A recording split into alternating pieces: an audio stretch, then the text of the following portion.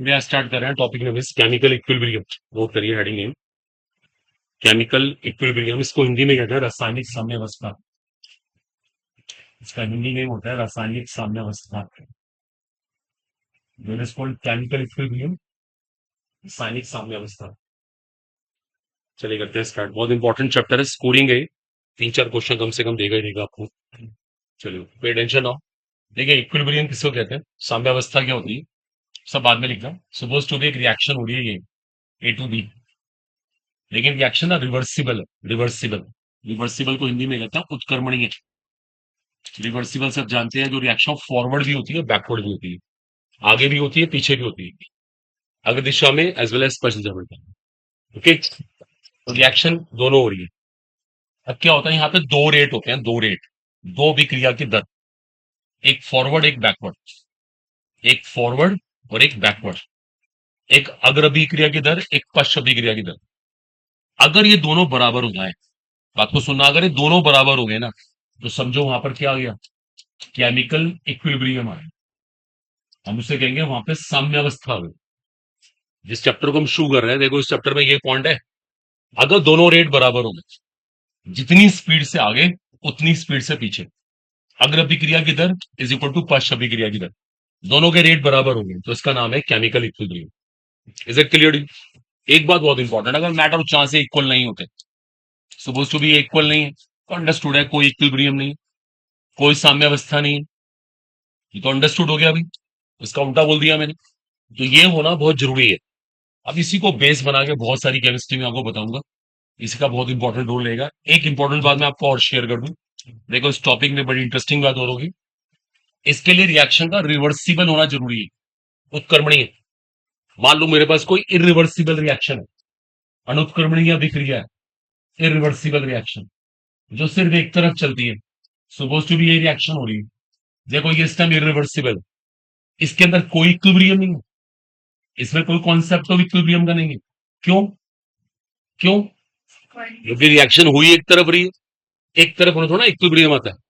Equilibrium तब आएगा जब रिएक्शन आगे भी होगी और पीछे भी होगी, और सबसे इंपॉर्टेंट है उनके रेट कैसे होने चाहिए, same. That's very very crucial. तो केमिस्ट्री इसको बोलती है केमिकल इक्विलिब्रियम। ठीक है, अब इसी को शुरू करने जा रहे हैं। नोट करिए कुछ बातें फटाफट, एटलीस्ट ये लाइन लिख लीजिए, that's very crucial. R F is to R B, R F is equal to R B, the forward rate is same as a backward rate, अगर अभिक्रिया की दर बराबर पश्च अभिक्रिया की दर। अगर ये स्थिति आ गई, अगर ये पोजीशन आ गई, तो समझो वहां पर साम्यावस्था आ गई, वहां पर इक्विलिब्रियम आ गई। ठीक है, नोट कर लीजिए इसको। If R F is to R B, the forward rate is same as a backward rate.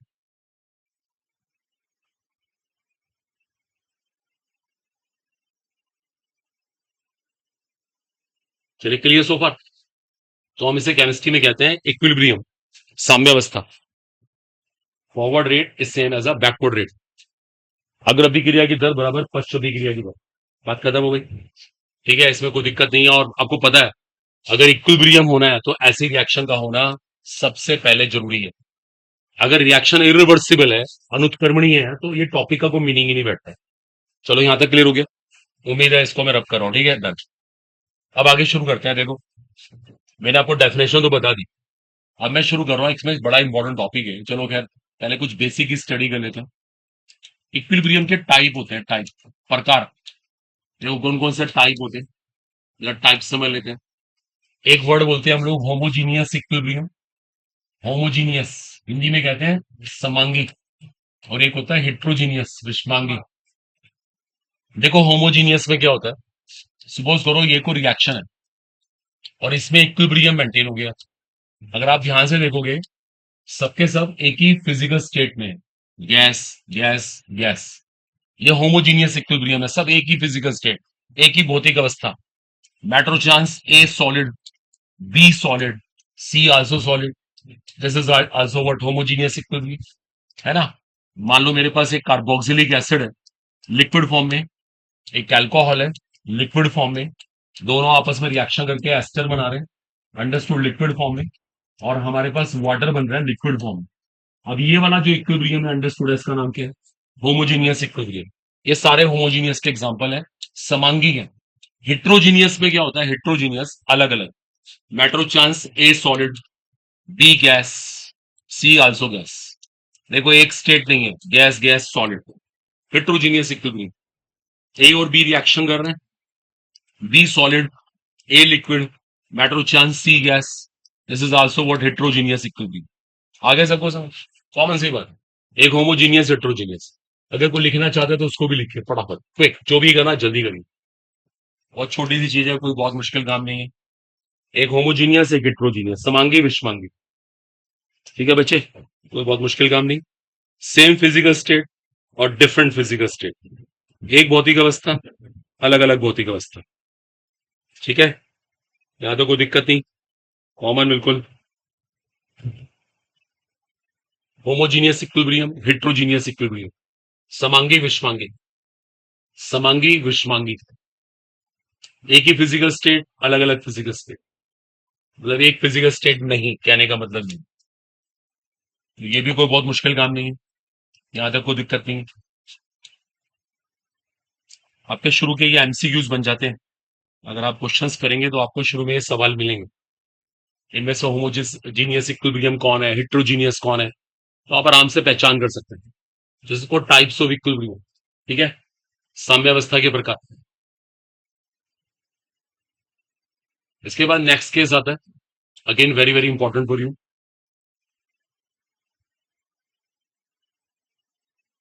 Done, एक एक दो दो एग्जांपल लिख के जल्दी से फाइनलाइज किया करो, पूरा पूरा कॉपी करने की जरूरत नहीं होती, ठीक है ना, टाइम सेव करिए। तो same physical state, different physical state, अब कर रहा हूं मैं इसको।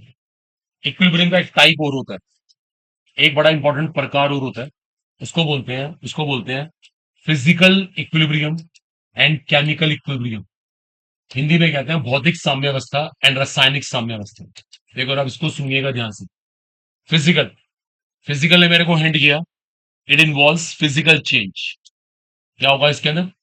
Physical change, it involves physical change. अब रुक जाना, इसको हिंदी में कहते हैं भौतिक परिवर्तन। देखो भौतिक परिवर्तन क्या होता है, मैंने कार्बन को सॉलिड से गैस बना दिया, that's a physical change.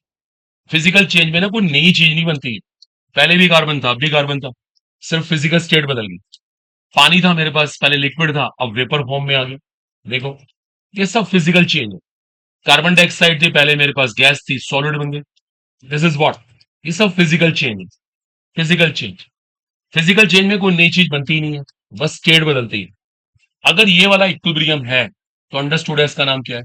Physical equilibrium. Chemical में कोई नई चीज बन जाती, हाइड्रोजन आयोडीन ने आपस में रिएक्शन करके हाइड्रोजन आयोडाइड बना दी, this is what, chemical change. यहाँ पे जो इक्विलिब्रियम आएगा उसका नाम क्या होगा? नेचुरली केमिकल इक्विलिब्रियम, रासायनिक साम्यावस्था। पीसीएल5 गैसेस स्टेट में है, टूट के बना रहा है, पीसीएल3 gases state, chlorine gases state, equilibrium maintain हो गया, नो डाउट इसका नाम क्या है? Chemical equilibrium. बोलो आ रहा है समझ? वही फिजिकल में फिजिकल चेंज, केमिकल में केमिकल चेंज, वहां भौतिक परिवर्तन, वहां पे रासायनिक परिवर्तन। It involves chemical changes, it involves chemical changes, इसमें रासायनिक परिवर्तन होते हैं, दैट्स ऑल। नो किसे कॉपी करना कर ले, कुछ भी नहीं। अभी कोई चैप्टर ऐसा कोई इंटरेस्टिंग बात नहीं आई है, अभी इसके बाद चैप्टर शुरू होगा एक्चुअल में, ये सब जनरल चीजें आपके शुरू के एमसीक्यू बन जाते हैं यहीं से। बुक किसी के पास है बुलाया होगा, देखिए आपके शुरू के ना एक दो एमसीक्यू में भी यहाँ से कवर हो गया, करिए इसे कॉपी कर लीजिए।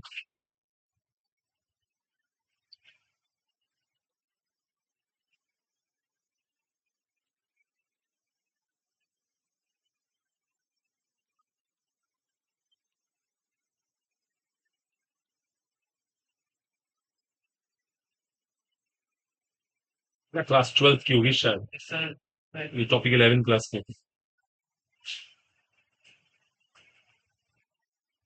अगर आप बुक्स में देखेंगे शुरू में आपको दो तीन एमसीक्यू यहीं से मिल जाएंगे, आप उन्हें करना और देखना अच्छे से, बिल्कुल कोई कंफ्यूजन हो लेके आना, कोई परेशानी हो कोई प्रॉब्लम हो लेके आना। चलो यहाँ तक कि हमने जनरल केमिस्ट्री सारी पढ़ ली है, इक्विलिब्रियम क्या होता है, उसके टाइप क्या क्या होते हैं, सब स्टडी करेंगे, ठीक है, यहाँ तक कोई ऐसी कोई मुश्किल केमिस्ट्री नहीं आई, सब नॉर्मल है, ठीक है बच्चों। अब देखो इसके बाद टॉपिक स्टार्ट होता है एक्चुअल में, अब चैप्टर शुरू हुआ, देखो इसको बेस मिलेगा यहाँ से। सबने कॉपी कर लिया उम्मीद है, ठीक है अब करें। Okay boys, done. Next heading is, that's very very important यार, कैरेक्टरिस्टिक्स ऑफ इक्विलिब्रियम। देखो अब ये चैप्टर की पूरी बैकबोन है। ये कुछ विशेषताएं आए हैं, इसको हिंदी में विशेषताएं कहते हैं, साम्यावस्था की विशेषताएं, कैरेक्टरिस्टिक्स ऑफ इक्विलिब्रियम। अब ये कुछ पॉइंट आएंगे, 10-12 पॉइंट होंगे, अगर आपने इनको समझ लिया ना, समझो चैप्टर आपको आज ही 50% आ जाएगा। Topic is characteristics of equilibrium, साम्यावस्था की विशेषता। चलो कर रहे हैं शुरू, अब लिखा लिखा बंद करो। देखो पहली बात मैंने भी आपसे बोला था, ये कोई रिएक्शन है, इसमें इक्विलिब्रियम मेंटेन होगा। पहली सबसे मेन चीज, सबसे important requirement, forward rate is same as backward rate. ये पहली विशेषता है, पहली प्रॉपर्टी है, forward rate is same as backward rate. अग्र अभिक्रिया की दर इज इक्वल टू पश्च अभिक्रिया की दर। बार बार मैं आपसे कह रहा हूं, बाद में कॉपी करेंगे। दूसरी बात, देखो दूसरी बात थर्मो से रिलेटेड। अब मैं एक छोटी सी बात जो थर्मो के पॉइंट ऑफ व्यू से, थर्मो की बात कर रहा हूँ, थर्मोडायनेमिक्स। ऐसा क्यों हुआ, ऐसा क्यों हो रहा है? जो फॉरवर्ड रेट है वही बैकवर्ड रेट है, बताओ। तो एनर्जी जीरो नहीं होगी, फ्री एनर्जी जीरो नहीं है, इन दोनों की फ्री एनर्जीज का सम, इन दोनों की फ्री एनर्जी का सम उसकी फ्री एनर्जी के बराबर हो गया। इसको मुक्त ऊर्जा बोलते हैं। जो ए की फ्री एनर्जी है प्लस बी की फ्री एनर्जी है, वो twice of free energy of C. सही बात तो ये कांस्टेंट टेम्परेचर प्रेशर भी होता है। जब दोनों साइड की मुक्त ऊर्जाएं बराबर हो जाती हैं तो ऐसा होता है। अब सुनिएगा, जब ये भी बराबर हो गए तो डेल्टा जी, जो डिफरेंस है वो जीरो हो गया। देखो वो डिफरेंस जीरो हो गया। देखो ये है थर्मोडायनेमिक्स के हिसाब से। को अगर मुझसे पूछे इक्विलिब्रियम क्या है, इक्विलिब्रियम वो पोजीशन है जब डेल्टा जी जीरो होता है। That's interesting. अगर डेल्टा जी जीरो आ रहा है तो समझो वहां पे इक्विलिब्रियम आ गया। देखो ये बहुत इंपॉर्टेंट कंडीशन है। और इस टीपी का मतलब है कांस्टेंट टेम्परेचर प्रेशर।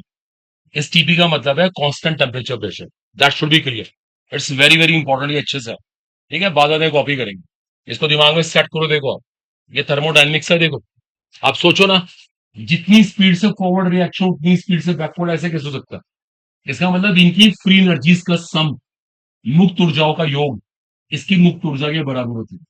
इसका मतलब डिफरेंस जीरो हो गया। डिफरेंस जीरो होते ही मैंने ऐसे लिखा। बिल्कुल इसको टिप्स पे कर लो, बहुत इंपॉर्टेंट है। तीसरी इंपॉर्टेंट चीज, देखिए जब भी कोई, मान लो ये रिएक्शन लैब में करा रहा है कोई, और कोई चाहता है इसमें इक्विलिब्रियम मेंटेन हो जाए, तो इक्विलिब्रियम के लिए एक शर्त होती है, हम प्रेफर करते हैं क्लोज कंटेनर। क्लोज कंटेनर, हम ये रिएक्शन जब लैब में कराएंगे ना, हम इसको बंद पात्र में कराएंगे। बंद पात्र, क्लोज कंटेनर। ऊपर से बंद होना चाहिए, दैट्स इंपॉर्टेंट। ये नहीं ऊपर से खुला हुआ है। अगर चांस की बात है किसी ने ऊपर से खुला छोड़ दिया, पता लगा सी यहाँ पे गैस है, वो गैस यहाँ से बाहर भाग जाएगी।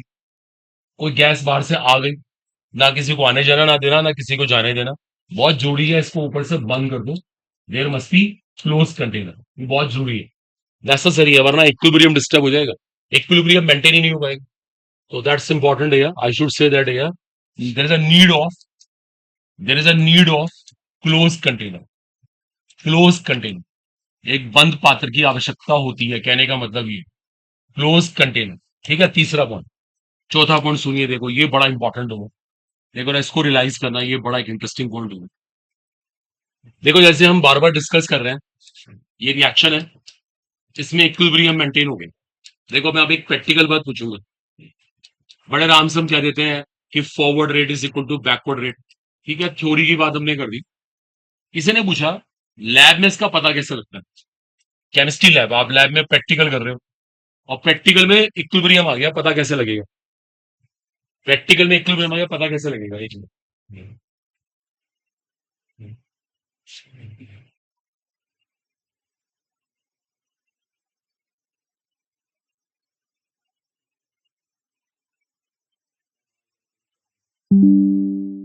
देखिए सुनिएगा ध्यान से, बताओ इसका लैब में कैसे पता लगता है कि इक्विलिब्रियम आ गया? चलो मैं सिखाता हूँ।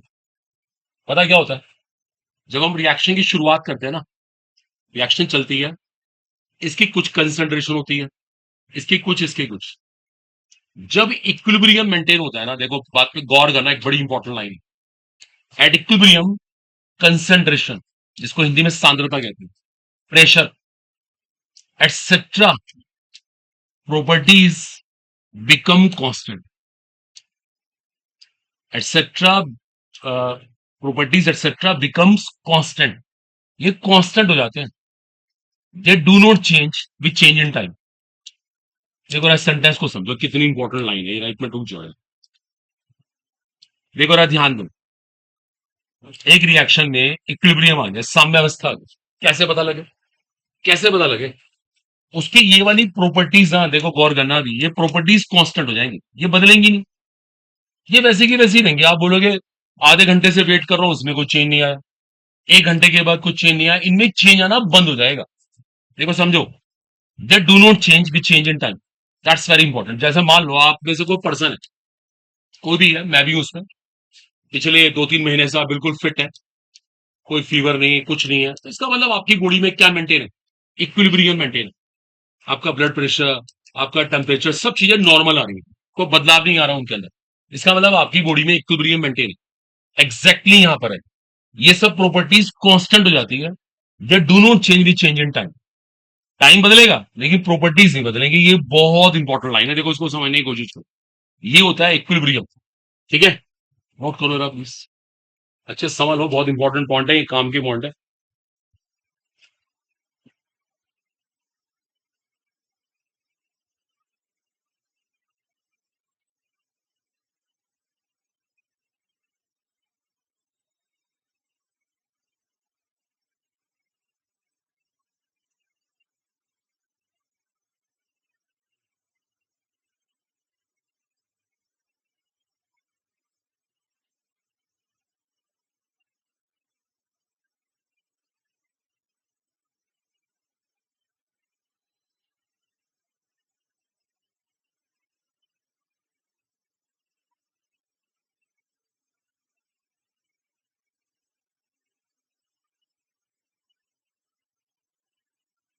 ठीक है students, that should be clear.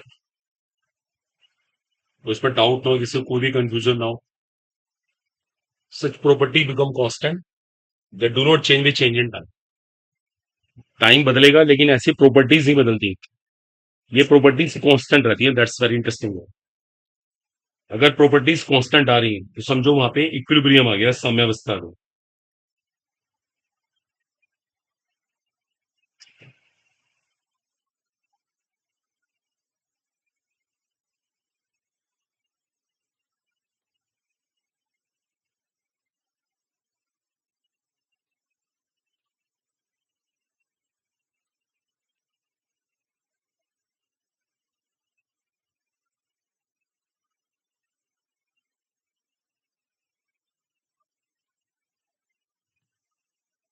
Clear?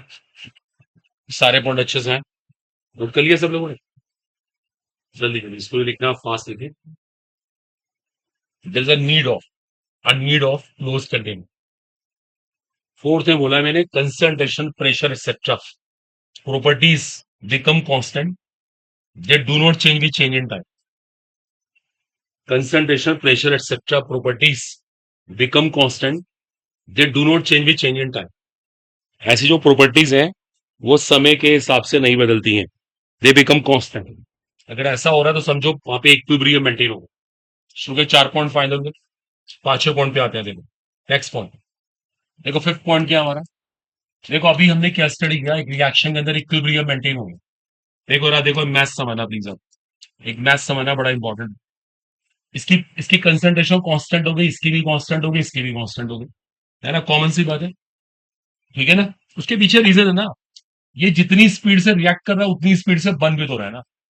ऐसे ये जितनी स्पीड से रिएक्ट कर रहा है उतनी स्पीड से बन भी रहा है, ऐसे ये जितनी स्पीड से रिएक्ट कर रहा है उतनी स्पीड से बन भी रहा है, तो कोई डिफरेंस फील नहीं होता, प्रॉपर्टीज कांस्टेंट रहती हैं। अब देखो जरा ध्यान देंगे, एक मैथ्स है, अगर हमने इसकी इक्विलिब्रियम वाली कंसंट्रेशन, इसकी भी इक्विलिब्रियम वाली कंसंट्रेशन ले ली और इसकी भी इक्विलिब्रियम वाली कंसंट्रेशन लेगी, देखो जरा ध्यान देना, ये भी कांस्टेंट, ये भी कांस्टेंट, ये भी कांस्टेंट, दोनों कांस्टेंट दूसरे को मल्टीप्लाई किया, रिजल्ट कांस्टेंट आया, नेतांक जिसे कहते हैं, कांस्टेंट अपॉन कांस्टेंट फिर कांस्टेंट, तो यहाँ पे एक एक्सप्रेशन डेवलप हो गया, उसे कहते हैं इक्विलिब्रियम कांस्टेंट, साम्य स्थिरांक। आ रही है बात सबको समझ? मैथ सही है, जब ये कांस्टेंट है, ये कांस्टेंट है, ये कांस्टेंट है, तो इनका प्रोडक्ट भी कांस्टेंट है, गुणनफल भी कांस्टेंट है, इनका डिवीजन भी कांस्टेंट है, आपको रिजल्ट कांस्टेंट मिलेगा ही मिलेगा। उसका नाम रखा हमने इक्विलिब्रियम कांस्टेंट, साम्य स्थिरांक। इसी तरह से अगर मैं यहाँ पे सी का प्रेशर ले लूं, ए का प्रेशर ले लूं, बी का प्रेशर ले लूं, अब भी कांस्टेंट है, इसे कहेंगे हम केपी, ये भी कांस्टेंट है। तो ये ना अंडरस्टूड है, जब भी कहीं इक्विलिब्रियम होगा वहां पे एक ऐसा कांस्टेंट डेवलप हो जाएगा, बिल्कुल पक्का। अगर मैं सी का मोल फ्रैक्शन ले लूं, मोल प्रभाज, ए का मोल फ्रैक्शन ले लूं, बी का मोल फ्रैक्शन ले लूं, अब ये भी कांस्टेंट, ये भी कांस्टेंट, ये भी कांस्टेंट, ये प्रोडक्ट कांस्टेंट, डिवीजन कांस्टेंट, तो रिजल्ट अपने आप constant, it is called equilibrium constant. बोलो आया समझ? तो साम्य स्थिरांक अपने आप डेवलप हो जाएगा। तो लिखो एक इंपॉर्टेंट लाइन, लिखो एक important line, whenever equilibrium develops, whenever equilibrium develops,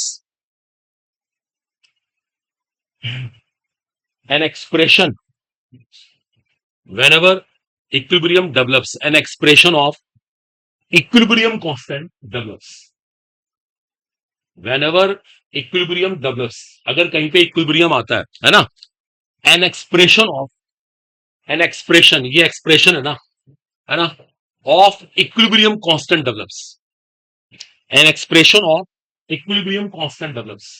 कहने का मतलब होता है साम्य स्थिरांक का एक व्यंजक वहां पे अपने आप उत्पन्न हो जाता है, अपने आप डेवलप हो जाएगा। आपको कॉपी करना कर लो जल्दी से, मेरे सारे एक्सप्रेशंस लिख लो।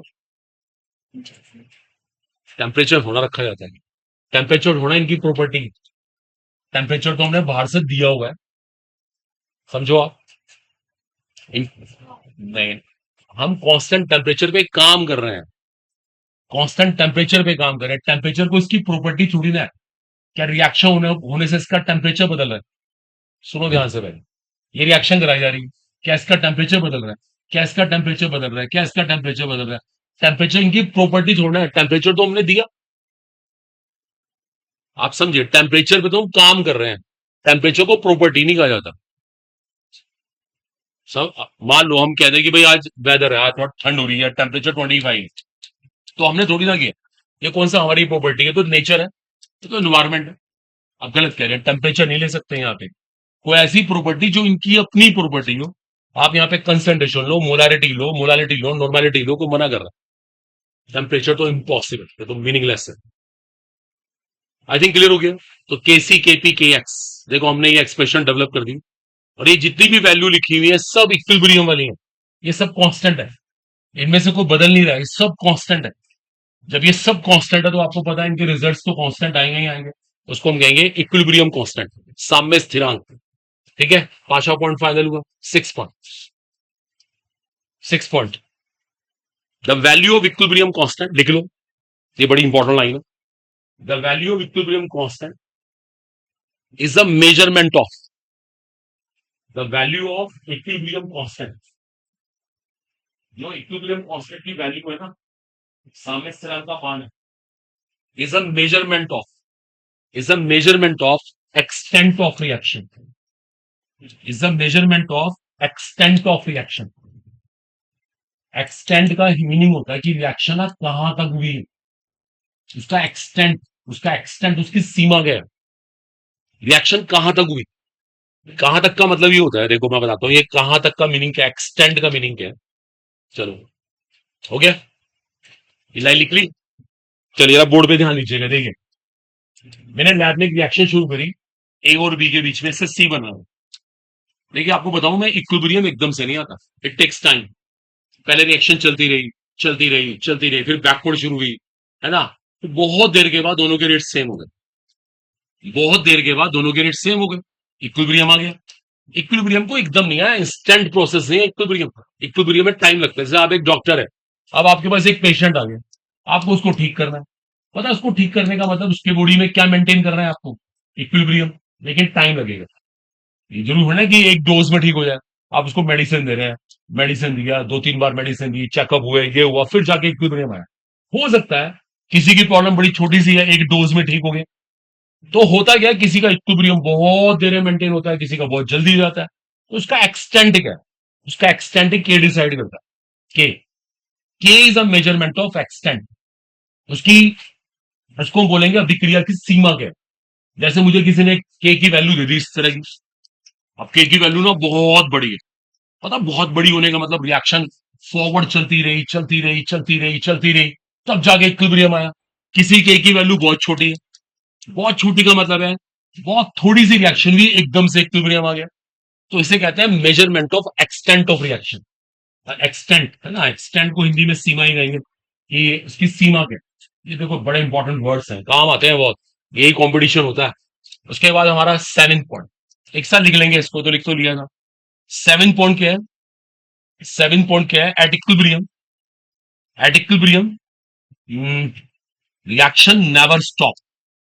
देखो सुन लो, एक मिनट एक मिनट, रिएक्शन नेवर स्टॉप। ये मत सोचना कि रिएक्शन रुक गई है, रिएक्शन चलती रहती है, रिएक्शन कभी रुकती नहीं है। अगर इक्विलिब्रियम मेंटेन हो गया तो फॉरवर्ड और बैकवर्ड दोनों चलते रहेंगे। और ये एक्शन पता कब पूरी होगी? Infinite time. आप पहले इस सेंटेंस को लिखो, मैं पूरा तभी बोलूंगा। लिखो, at equilibrium a reaction never stop. At equilibrium a reaction never stop, never stop, never stop.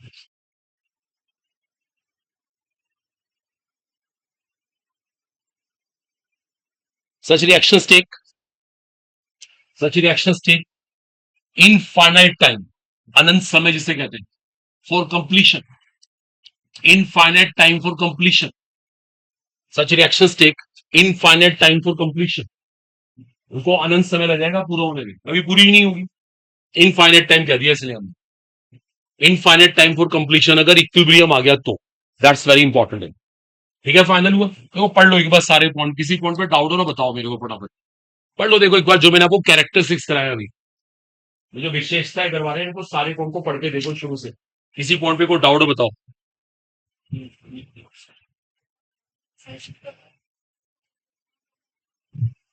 मे और मे नॉट बी,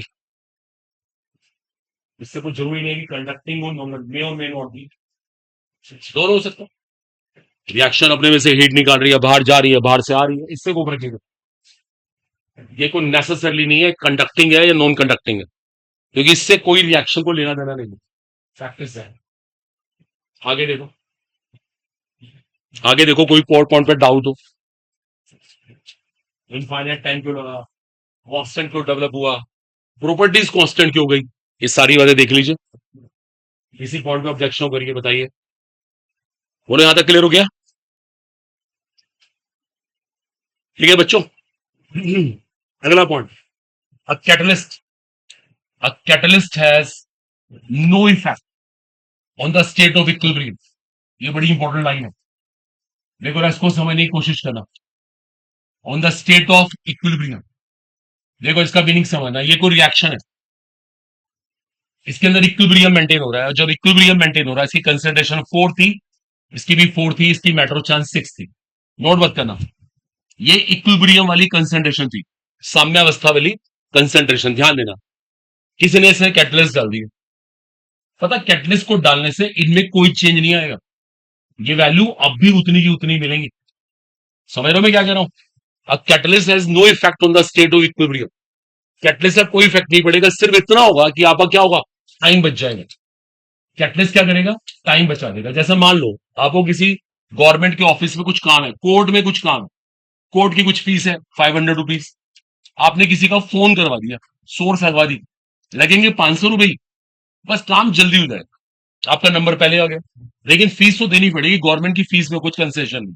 आप किसी पॉलिटिकल पर्सन का फोन करा दिया, करा दीजिए, लेकिन 500 के 500 रुपये लिए जाएंगे, पैसे कम नहीं होंगे। ठीक है ना, दैट्स इंपॉर्टेंट। तो catalyst has no effect on the state of equilibrium, it affects only, देख लो पहले सेंटेंस देखो, a catalyst has no effect on the state of equilibrium, a catalyst has no effect on the state of equilibrium. एक catalyst का साम्यावस्था की अवस्था पर कोई प्रभाव नहीं होता। On the state of equilibrium it affects only time interval, it affects only time interval. ये सिर्फ समय को प्रभावित करता है, टाइम, टाइम सिर्फ, it affects only time interval. समझ पा रहे हैं? कैटलिस्ट को लाने से कोई वैल्यू में चेंज नहीं आएगा, वैल्यू उतनी की उतनी रहेगी। और आखिरी पॉइंट है, equilibrium can be attend, attend का मीनिंग होता है प्राप्त करना, from either side, either side, इसका मीनिंग है आप किसी भी साइड से इसको प्राप्त कर सकते हो। देखो मीनिंग समझना, 1 मिनट बच्चे, 1 मिनट। आपने ए और बी से स्टार्ट किया, सी बन गया। आप चाहे तो लैब में सी से शुरुआत करके ए और बी बना के भी इक्विलिब्रियम गेन कर सकते हैं। आपका मन है ए और बी से शुरुआत करके सी बना लो, तब भी इक्विलिब्रियम आएगा। और सी से शुरुआत करके ए और बी बना लो, तब भी इक्विलिब्रियम आएगा। आपका मन है, आप शुरुआत कहीं से कर सकते हैं, आप इसे कहीं से भी अटेन कर सकते हैं। Okay, that's very important. Finish हो गया, नोट कर लो। साइड, इधर साइड।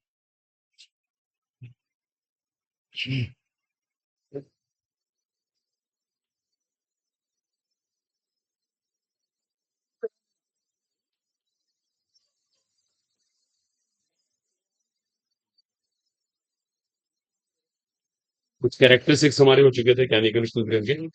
अब देखो उन्हीं को यूज करके कुछ और थ्योरी बताएंगे। ऐसा पोटेंशियल प्ले कर, ये कोई रिएक्शन प्ले कर रही है और इसमें इक्विलिब्रियम मेंटेन हो गया। किसी ने ऐसे ही बोला आपसे, इसमें ना रेट वर्सेस टाइम ग्राफ बना के लिखा, रेट वर्सेस टाइम, अभिक्रिया की दर प्लस समय, इनके बीच में ग्राफ बना के लिखा। अब देखो मैं इसका ग्राफ बना के दिखाता हूँ, तब ध्यान देना। देखिए सबसे पहले क्या होता है, जब रिएक्शन की शुरुआत होती है ना, आपको पता होगा उस टाइम इसकी कंसंट्रेशन मैक्सिमम होती है। इसकी कंसंट्रेशन मैक्सिमम, तो रेट भी मैक्सिमम होता है। आप यहाँ पे एक पॉइंट मान लो और इस पॉइंट को कह दो आर है। इसे कब कहेंगे, रेट ऑफ फॉरवर्ड रिएक्शन, अग्र अभिक्रिया की दर। इस पॉइंट का नाम रखा हमने अग्र अभिक्रिया की दर। अच्छा उस टाइम बी होता नहीं है, टाइम जीरो बी कहाँ था, तो यहाँ हमने आर बी बोल दिया। इसका नाम है बैकवर्ड रिएक्शन रेट, पश्च अभिक्रिया की दर। देखो अब क्या होता है, जैसे जैसे रिएक्शन चलती है ना, रिएक्शन प्ले करती है, जो फॉरवर्ड रेट है वो घटता है। देखो ये घटने लगे, टाइम के बढ़ने से घटने लगे। ये बढ़ता है, ये टाइम के बढ़ने से बढ़ने लगे। और एक मोमेंट के बाद दोनों आपस में कट कर गए। देखो ऐसे आपस में कट कर गए। पता है यहाँ पे कट करने का मतलब क्या है, दोनों के रेट बराबर हो गए। इसका मतलब क्या आ गया, इक्विलिब्रियम आ गया। Is it clear? ये हमारी कल की थ्योरी थी। ये कल की थ्योरी थी कि इक्विलिब्रियम पे दोनों रेट बराबर हो जाते हैं। इस ग्राफ का मीनिंग यही हुआ, इधर फॉरवर्ड रेट घट रहा है, इधर बैकवर्ड बढ़ रहा है, और यहाँ दोनों सेम हो गए। तो सेम होने का मतलब है यहाँ पे इक्विलिब्रियम आ गया, और उसके बाद हमने कोई डिस्टर्बेंस नहीं किया तो इक्विलिब्रियम मेंटेन ही, साम्यावस्था रहेगी आगे। तो नो डाउट इस पॉइंट का नाम है, समझो यहाँ पे इक्विलिब्रियम है। ठीक है, अभी किसी को लिखना नहीं। ऐसे में ग्राफ बनाते हैं कंसंट्रेशन वर्सेस टाइम, सांद्रता और समय के बीच में। फिर वो स्टोरी देखो, बात नहीं करनी। शुरुआत में इसकी कंसंट्रेशन मैक्सिमम होती है, अधिकतम। यहाँ पे कोई पॉइंट एज्यूम करके इसका नाम कर दें आप कंसंट्रेशन ऑफ ए, और यहाँ पे कर दें आप कंसंट्रेशन ऑफ बी। ठीक है, ये अपने पास से हमने मान लिया। अब टाइम बढ़ा, ए की कंसंट्रेशन घटने लगी, बी की कंसंट्रेशन बढ़ने लगी। और पता कुछ देर के बाद क्या हुआ, देखो एक बड़ी इंपॉर्टेंट बात, ये ग्राफ कुछ ऐसे होंगे, लाइक दिस। पता क्या हुआ इसके बाद, अगर आप ध्यान से देखें, इन दोनों पॉइंट्स के बाद क्या हुआ, कंसंट्रेशन कांस्टेंट होगी। कंसंट्रेशन कांस्टेंट, ध्यान देना, कंसंट्रेशन स्थिर हो गई, स्थिर। मैंने कल भी आपसे कहा था, अगर किसी रिएक्शन में कंसंट्रेशन कांस्टेंट हो जाती है, इसका मतलब वहां पे क्या मेंटेन हो गया, वहां इक्विलिब्रियम है। देखो दोनों ग्राफ को अच्छे से समझ लो, दोनों ग्राफ को क्लियर कर लो, दोनों के अपने अपने मीनिंग्स है। यहाँ पे रेट सेम होना जरूरी है। यहाँ पे तो आर एफ इसको टू आर बी है, ये नेसेसरली है, दोनों रेट बराबर होने चाहिए। और यहाँ पे क्या हुआ, कंसंट्रेशन कांस्टेंट हो गई। मुझे कहना चाहिए कंसंट्रेशन आर कांस्टेंट। ये कल के नोट्स में लिखवाया था, कल के अगर वो 8-10 पॉइंट पढ़ के देखोगे तो आप रियलाइज करोगे कि यहाँ पे कंसंट्रेशन कांस्टेंट होने का मतलब इक्विलिब्रियम आ गया। तो ये ग्राफ और ये ग्राफ दोनों अच्छे से आए, बहुत इंपॉर्टेंट होते हैं, बहुत काम आते हैं। नोट कर लीजिए इनको, इनके ऊपर काफी सारे क्वेश्चंस आते रहते हैं।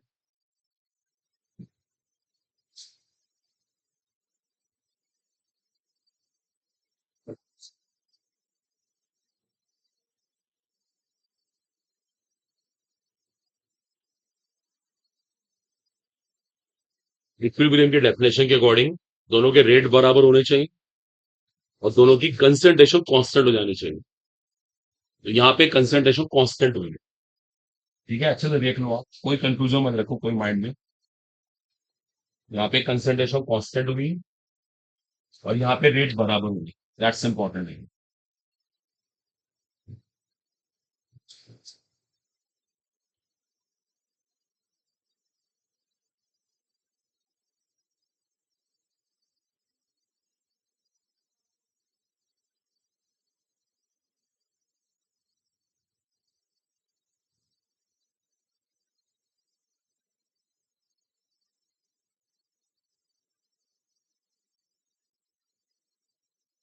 क्लियर हो गया? ठीक है, इसमें कोई डाउट ना हो बिल्कुल भी।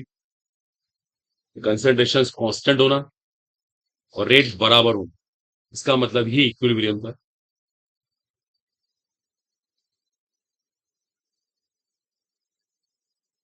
ये कल के जो हमारे पॉइंट्स है उसी में ये बात इंक्लूड हुई थी, बहुत इंपॉर्टेंट चीज है ये।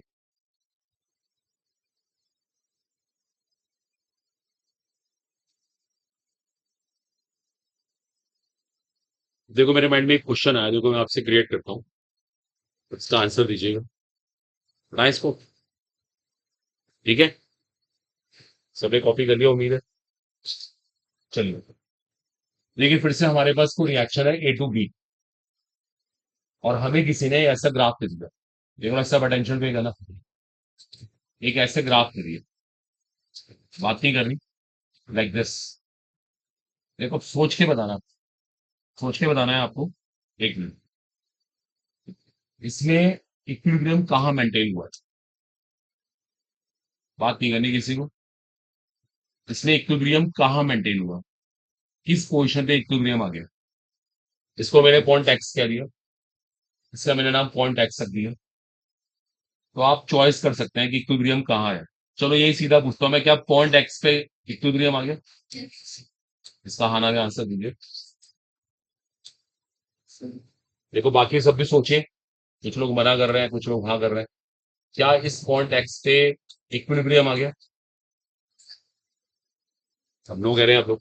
अच्छा बताओ क्यों, बताए को एक्सप्लेन करें। बाद में वैल्यू बढ़ रही है, इसका मतलब क्या हुआ? इसका बढ़ने का मतलब क्या हुआ, बताइए। देखिए सुनिएगा, कई लोग सही कह रहे हैं बिल्कुल, यहाँ पे कोई इक्विलिब्रियम नहीं है। देखिए एक्स पे कंसंट्रेशन सेम हुई है, लेकिन कंसंट्रेशन सेम होने का मतलब इक्विलिब्रियम नहीं है। ध्यान रखिएगा इस बात पे। हमने ये नहीं कहा था कि कंसंट्रेशन सेम हो जाएंगे, कंसंट्रेशन कांस्टेंट होने का नाम इक्विलिब्रियम है। एक बच्चे ने सही बोला कि इस पॉइंट के बाद भी देखो चेंज आ रहा है, इस चेंज आने का मतलब क्या है, इक्विलिब्रियम नहीं है। हाँ अगर ये ग्राफ बनते बनते अब ऐसे बन जाता है, मेट्रो चांस से ऐसे बन गया, अब ये कांस्टेंट हो गया। और कांस्टेंट पता कहाँ हुआ? यहाँ पे हुआ, शुरुआत यहाँ से हुई। इसका मतलब यहाँ पे क्या मेंटेन हुआ था, एक्स पे कोई इक्विलिब्रियम नहीं। क्योंकि डेफिनेशन के हिसाब से कंसंट्रेशन सेम होना इक्विलिब्रियम नहीं है, कंसंट्रेशन कांस्टेंट होना इक्विलिब्रियम है। तो थोड़ा आपका पॉइंट चेक करा था। आप भी ऐसे क्वेश्चन ढूंढो, बुक्स में बहुत मिल जाते हैं। ऐसे कोई डाउट हो लेके आओ, ठीक है, तो इसको हटा देते हैं, कोई दिक्कत नहीं है। और भी देखो, एक और बड़ी फेमस इक्वेशन है, इसके लिए ग्राफ बना लेते हैं। जैसे मान लीजिए ये कोई रिएक्शन है, इसमें अमोनिया फॉर्म हो रही है। देखो इसके लिए हम एक कर्व बनाएंगे, बड़ा इंपॉर्टेंट ऐसे ही। इसके लिए फिर से हमारे पास एक कर्व है, कंसंट्रेशन वर्सेस टाइम। देखो ध्यान देना, शुरुआत में तो आपको पता है ये दोनों ही होंगे, और हाइड्रोजन की कंसंट्रेशन N2 से बहुत ज्यादा है, तो हाइड्रोजन को ऊपर दिखा देते हैं, थोड़ा सा N2 को नीचे दिखा देते हैं। अच्छा अमोनिया शुरू में होगी नहीं, उसी कंसंट्रेशन को हमने यहाँ दिखा दिया, जीरो है। अब क्या होता है, जैसे जैसे टाइम बढ़ता है, हाइड्रोजन की कंसंट्रेशन घटती है, नाइट्रोजन की भी घटती है, अमोनिया की बढ़ती है। बात ना करिए, कुछ लोग बोल रहे हैं अभी भी। देखो हाइड्रोजन वाले केस में ऐसे ग्राफ, N2 वाले केस में ऐसे ग्राफ, अमोनिया वाले में ऐसे ग्राफ मान लेते हैं। फिर वही देखिए, आप जरा ग्राफ को ध्यान से देखेंगे तो आप महसूस करेंगे यहाँ से क्या हुआ, एक तरह से कॉन्स्टेंसी आ गई थी, बिल्कुल स्थिर हो गई थी कंसंट्रेशन। इसका मतलब यहाँ पे क्या था, इक्विलिब्रियम का। थोड़ा इन चीजों को ढूंढो, आप बुक्स पे क्वेश्चन मिलेंगे, बस अपनी थ्योरी अच्छे से करके इसको लगाना, अप्लाई करना मेन ये है। चलिए इसको फाइनल कर देते हैं, इसको हटा दें। अगला हेडिंग होता है लॉ ऑफ मास एक्शन। अगला आर्टिकल है लॉ ऑफ मास एक्शन। इसको द्रव्य का अनुपाती नियम कहते हैं, हम अपने हिंदी मीडियम पढ़ा होगा, लॉ ऑफ मास एक्शन कहते हैं। देखो लॉ ऑफ मास एक्शन क्या कहता है, लॉ ऑफ मास एक्शन क्या बोलता है? सपोज करो ये कोई रिएक्शन हो रही है, आपको लिखेगा नहीं बिल्कुल भी। जो रेट ऑफ रिएक्शन होता है ना, रेट ऑफ रिएक्शन, अभिक्रिया की दर जिसे कहते हैं, वो रिएक्टेंट की ना एक्टिव कंसंट्रेशन के डायरेक्टली प्रोपोर्शनल होता है। अभी नोट मत करना, देखो देखो मैंने ऐसे लिखा ना, और ये जो कॉफिशिएंट है ये पावर होता है, इसको बोलते हैं हम लॉ ऑफ मास एक्शन। जैसे मास का रोल है, मतलब इसकी एक्टिव कंसंट्रेशन का रोल है, जितनी एक्टिव कंसंट्रेशन ज्यादा है उतना रेट ज्यादा, वैसे कह सकते हो। अभी लिखना नहीं किसी को भी, अगर ये रिएक्शन इस तरह से हो रही होती ना, तो हम क्या करते हैं, हम ऐसे कह देते हैं कि R will depend upon the concentration of A as well as concentration of B. इनका प्रोडक्ट करना पड़ता, गुणनफल, यहाँ भी कॉफिशिएंट पावर बन जाते हैं जो भी होती। अगर ऐसे रिएक्शन हो रही होती, उसमें हम कह देते हैं कि आर जो है ना, वो concentration of A into B, इसके ऊपर डिपेंड कर रही है, और ये कॉफिशिएंट या पावर बन जाती है। देखो एक बार आप ध्यान से देखो, ये वाला एक्सप्रेशन, ये और ये तीनों के अंदर लॉ ऑफ मास सेक्शन काम कर रहा है। लॉ ऑफ मास सेक्शन कहता है जितनी रिएक्टेंट की एक्टिव कंसंट्रेशन ज्यादा होगी उतना रेट ज्यादा होगा। अकेला है तो अकेला आएगा, जहां पे दो है दोनों का प्रोडक्ट करना पड़ेगा, और यहां भी प्रोडक्ट करना पड़ेगा, कॉफिशिएंट 100% पावर बनेगा। कॉफिशिएंट 100% पावर बनेगा, ये बहुत इंपॉर्टेंट चीज है इसके अंदर। इसको लॉ ऑफ मास सेक्शन कहते हैं, द्रव्य का अनुपाती नियम।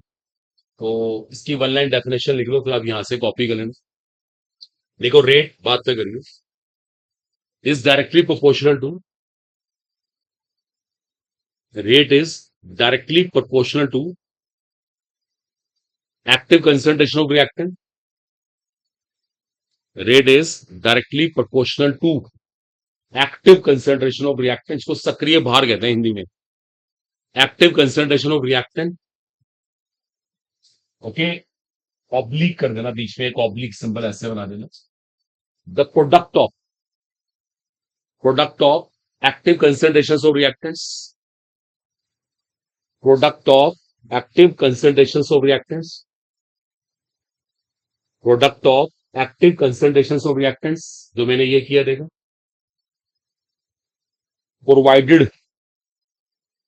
Provided each concentration term, provided each concentration term raised RAISD, raised to the power, each concentration term raised to the power equal to each concentration term raised to the power equal to stoichiometric coefficient of reactant. Stoichiometric, STOICHIOMETRIC, stoichiometric coefficient of reactant. Stoichiometric coefficient of reactant.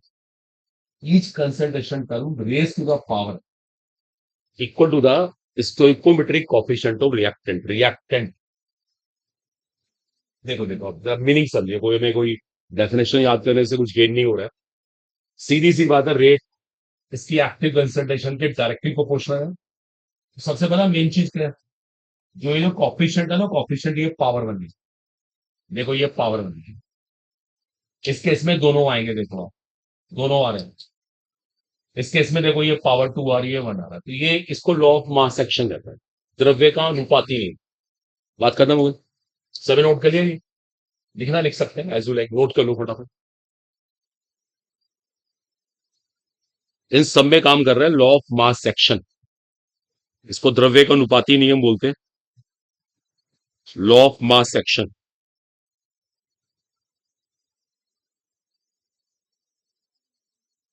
इसको law of mass action बोलते हैं, फिर द्रव्य का अनुपाती नियम। ठीक है, clear हो गया? यहाँ पे अकेला रिएक्टेंट आएगा, यहाँ दोनों आएंगे, यहाँ भी दोनों आएंगे, बस कॉफिशिएंट पावर बना देंगे। चलिए, यहाँ तो कोई बहुत मुश्किल काम नहीं है, आसान है। आप कभी जाके अपने नोट्स में से पढ़ लेना, द्रव्य का अनुपाती नियम में आपको ये लिखवाया गया होगा। और ठीक है, सभी नोट कर लिया? देखो अगले स्टेप पे आए, करना। देखो अगला स्टेप क्या रहेगा हमारा, अब हमको रिएक्शन एज्यूम कर लेते हैं A2B। अगला लिखना बंद करना 1 मिनट के लिए। इसका ना फॉरवर्ड रेट, फॉरवर्ड अगर अभिक्रिया की बात करेंगे, तो अभी क्या कहा था मैंने, रिएक्टेंट की एक्टिव कंसंट्रेशन है क्या होगा, डायरेक्टली प्रोपोर्शनल। ये कॉफिशिएंट क्या बन जाएगा, पावर। इस साइन को हटा दो तो यहाँ पे कांस्टेंट लगता है, उसको बोलते हैं रेट कांस्टेंट। इसको रेट कांस्टेंट कहते हैं। जो के एफ है ना, के एफ, इसका नाम है रेट कांस्टेंट, वेग नियतांक। एफ का मतलब है forward reaction, rate constant for forward reaction, rate constant for forward reaction. अभी नोट मत कीजिएगा, इसको पहली क्वेश्चन बना के छोड़ दीजिए। Similarly R B depending upon the concentration of B. अब इसको हटा के आपने कांस्टेंट लगा लिया केबी, इसे केबी कहेंगे हम। इसका नाम इक्वेशन नंबर 2 है, और केबी क्या है, rate constant for backward reaction, rate constant for backward reaction. अब जरा ध्यान देना, देखो इक्विलिब्रियम की डेफिनेशन क्या थी कल के टॉपिक के अकॉर्डिंग। इक्विलिब्रियम पे क्या हुआ था बताओ, R F is equal to R B, दोनों रेट बराबर हो गए। तो I can say K F into active concentration of A is same as Kb into active concentration of B। ये Kf अपॉन ये Kb, ये B और ये A। देखो आप सब रुक जाओ एक मिनट के लिए, यहाँ पर एक बड़ी इंपॉर्टेंट चीज है। बताओ Kf क्या है, Kf क्या है, कांस्टेंट है किसके लिए, फॉरवर्ड के लिए। और Kb क्या है, वो भी कांस्टेंट है बैकवर्ड के लिए। देखो मैथ्स कहता है अगर ये भी कांस्टेंट है और ये भी कांस्टेंट है तो इनका रेशो भी कांस्टेंट होगा, उसे क्या कहते हैं हम, इक्विलिब्रियम कांस्टेंट। उसी को बोलते हैं इक्विलिब्रियम कांस्टेंट, साम्य स्थिरांक। देखो ये एक फॉर्मूला बना दिया मैंने, न्यूमेरिकल से बहुत काम आता है।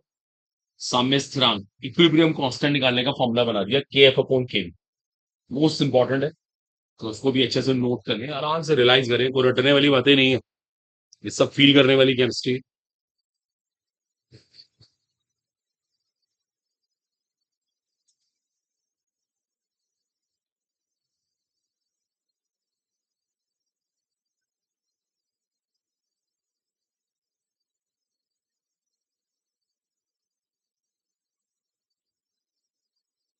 देखो मुझे ये फॉर्मूला सिखाना था actually, just K F upon K B. Equilibrium constant is what, just K F upon K B, rate constant for forward reaction upon rate constant for backward reaction. इसे K F upon K B बोलते हैं। No, this is called K F upon K B.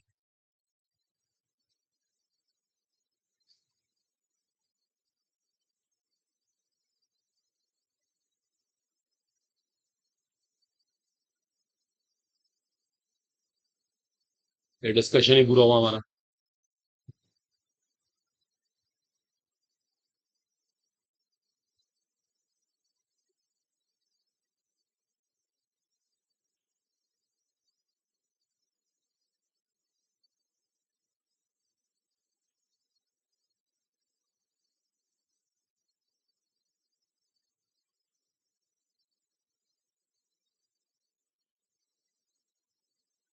Okay, just kf upon kb, rate constant for forward reaction upon the rate constant for backward reaction।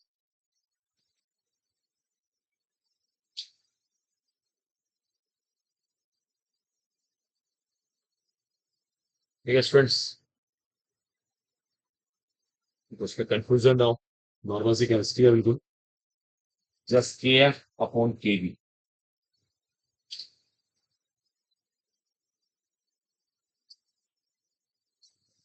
Done हो गया,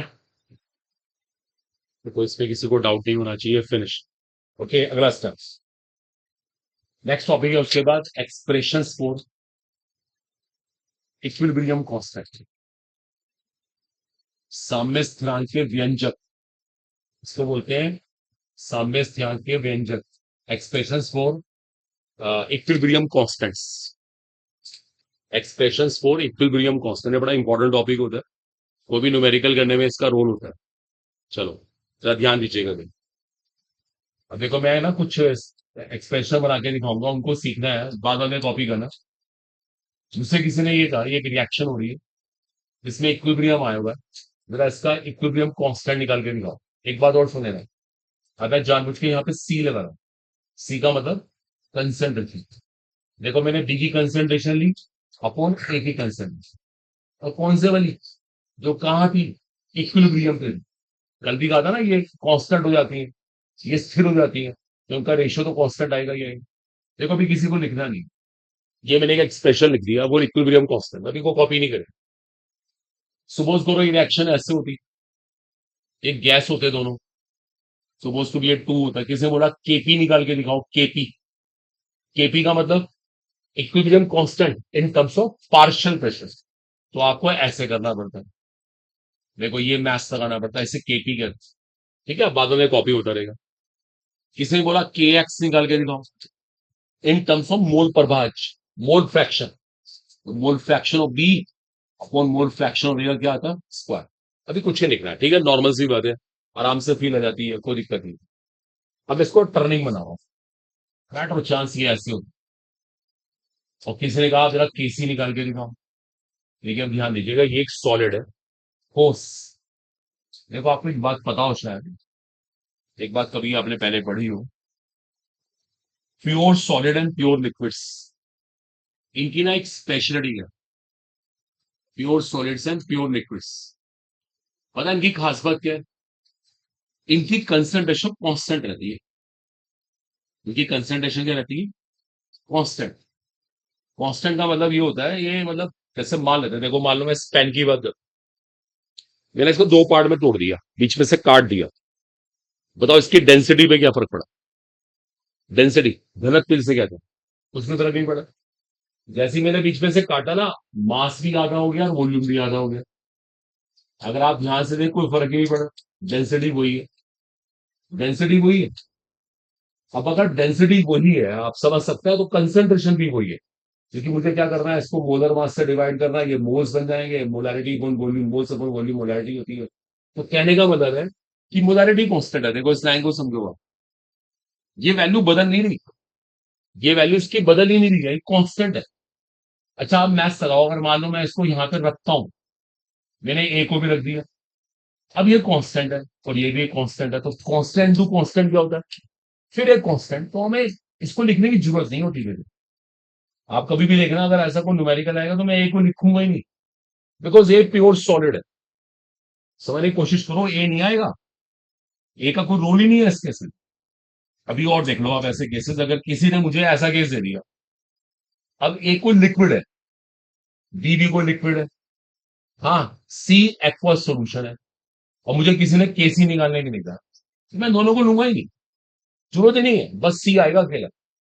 देखो ये तो सिखाना चाहता हूं मैं आपसे, प्योर सॉलिड प्योर लिक्विड की ये प्रॉब्लम है कि उनकी कंसेंट्रेशन कांस्टेंट रहती है, देखो उसको समझने की कोशिश करो। उन्हें फर्क नहीं पड़ता थोड़ा सा अगर रिएक्ट भी कर जाए, बाकी बचेगी कंसेंट्रेशन भी वही है जो पहले बनेगी। जब ये दोनों कांस्टेंट है तो इन्हें क्यों लिखा जाए?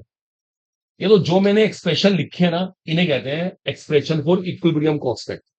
ये आपको समझ आने चाहिए, प्योर सॉलिड प्योर लिक्विड कभी भी नहीं आता। रीजन ये है, अभी और देख सकते हो, देखो एक दो बातें और बता दूंगा आपको। जैसे किसी ने मेरे को एक रिएक्शन ही दे दी, मैटर चांस बी गैस है और ए फिर सॉलिड है, किसने मुझसे केपी निकालने के लिए कहा, तो पता है केपी कैसे निकालना?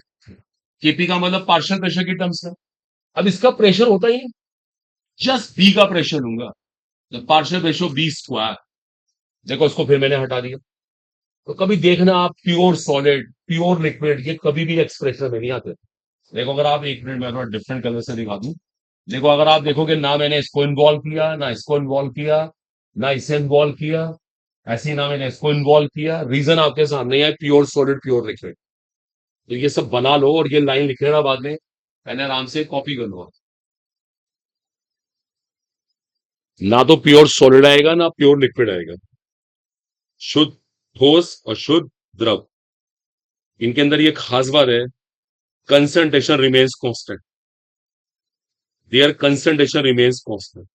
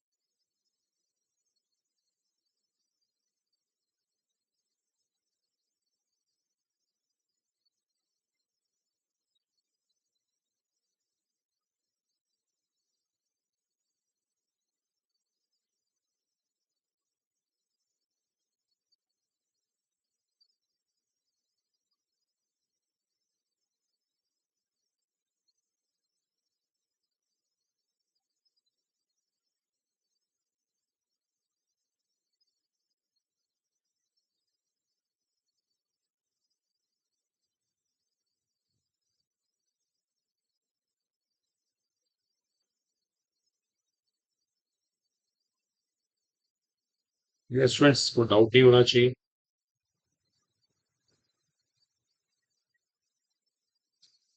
प्योर सॉलिड प्योर लिक्विड कभी भी नहीं आते एक्सप्रेशन में, ये सबसे इंटरेस्टिंग बात।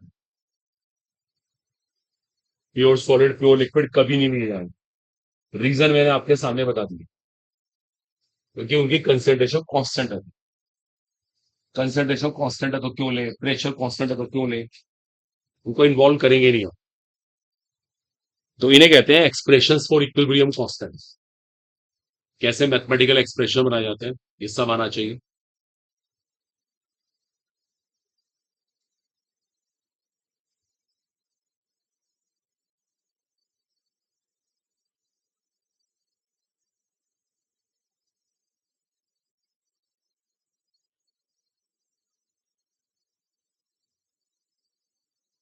Expressions for equilibrium constants. ठीक है स्टूडेंट्स, अब करें। करो पहले, कॉपी करो अच्छे से।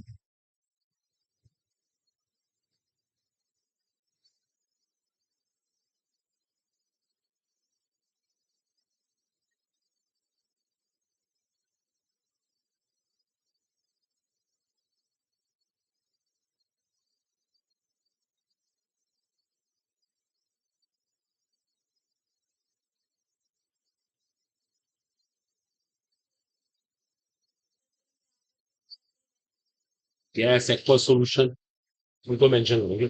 एक्वा सॉल्यूशन भी तो आ रहा है, आगे बस समझ। Okay, next article is termed as, that is called relationship, that is called among relationship among Kp, Kc and Kx। देखो एक बहुत इंपॉर्टेंट फॉर्मूला सिखाऊंगा मैं आपको, ये भी हर साल नीट में आता है, बिल्कुल फिक्स है। एक क्वेश्चन यहां से मिलना ही मिलना है। Kp, Kc, Kx, ये तीन तरीके से इक्विलिब्रियम कांस्टेंट निकल सकता है ना। इन टर्म्स ऑफ पार्शियल प्रेशर, आंशिक दाब के पदों में। इन टर्म्स ऑफ कंसंट्रेशन, सांद्रता के पदों में। In terms of mole fraction, mole प्रभाज के पदों में। अब देखो इन तीनों में एक रिलेशनशिप है, इसको डायरेक्ट हम याद करेंगे, कोई राइट करने की जरूरत नहीं है।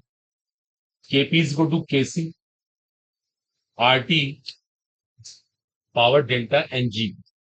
अब नोट मत करना, इसको two K X T power delta N G. देखो हम सबको ये फॉर्मूला बिल्कुल रटा हुआ होना चाहिए। देखो इसकी केमिस्ट्री समझ लें, क्या मतलब क्या है इसका।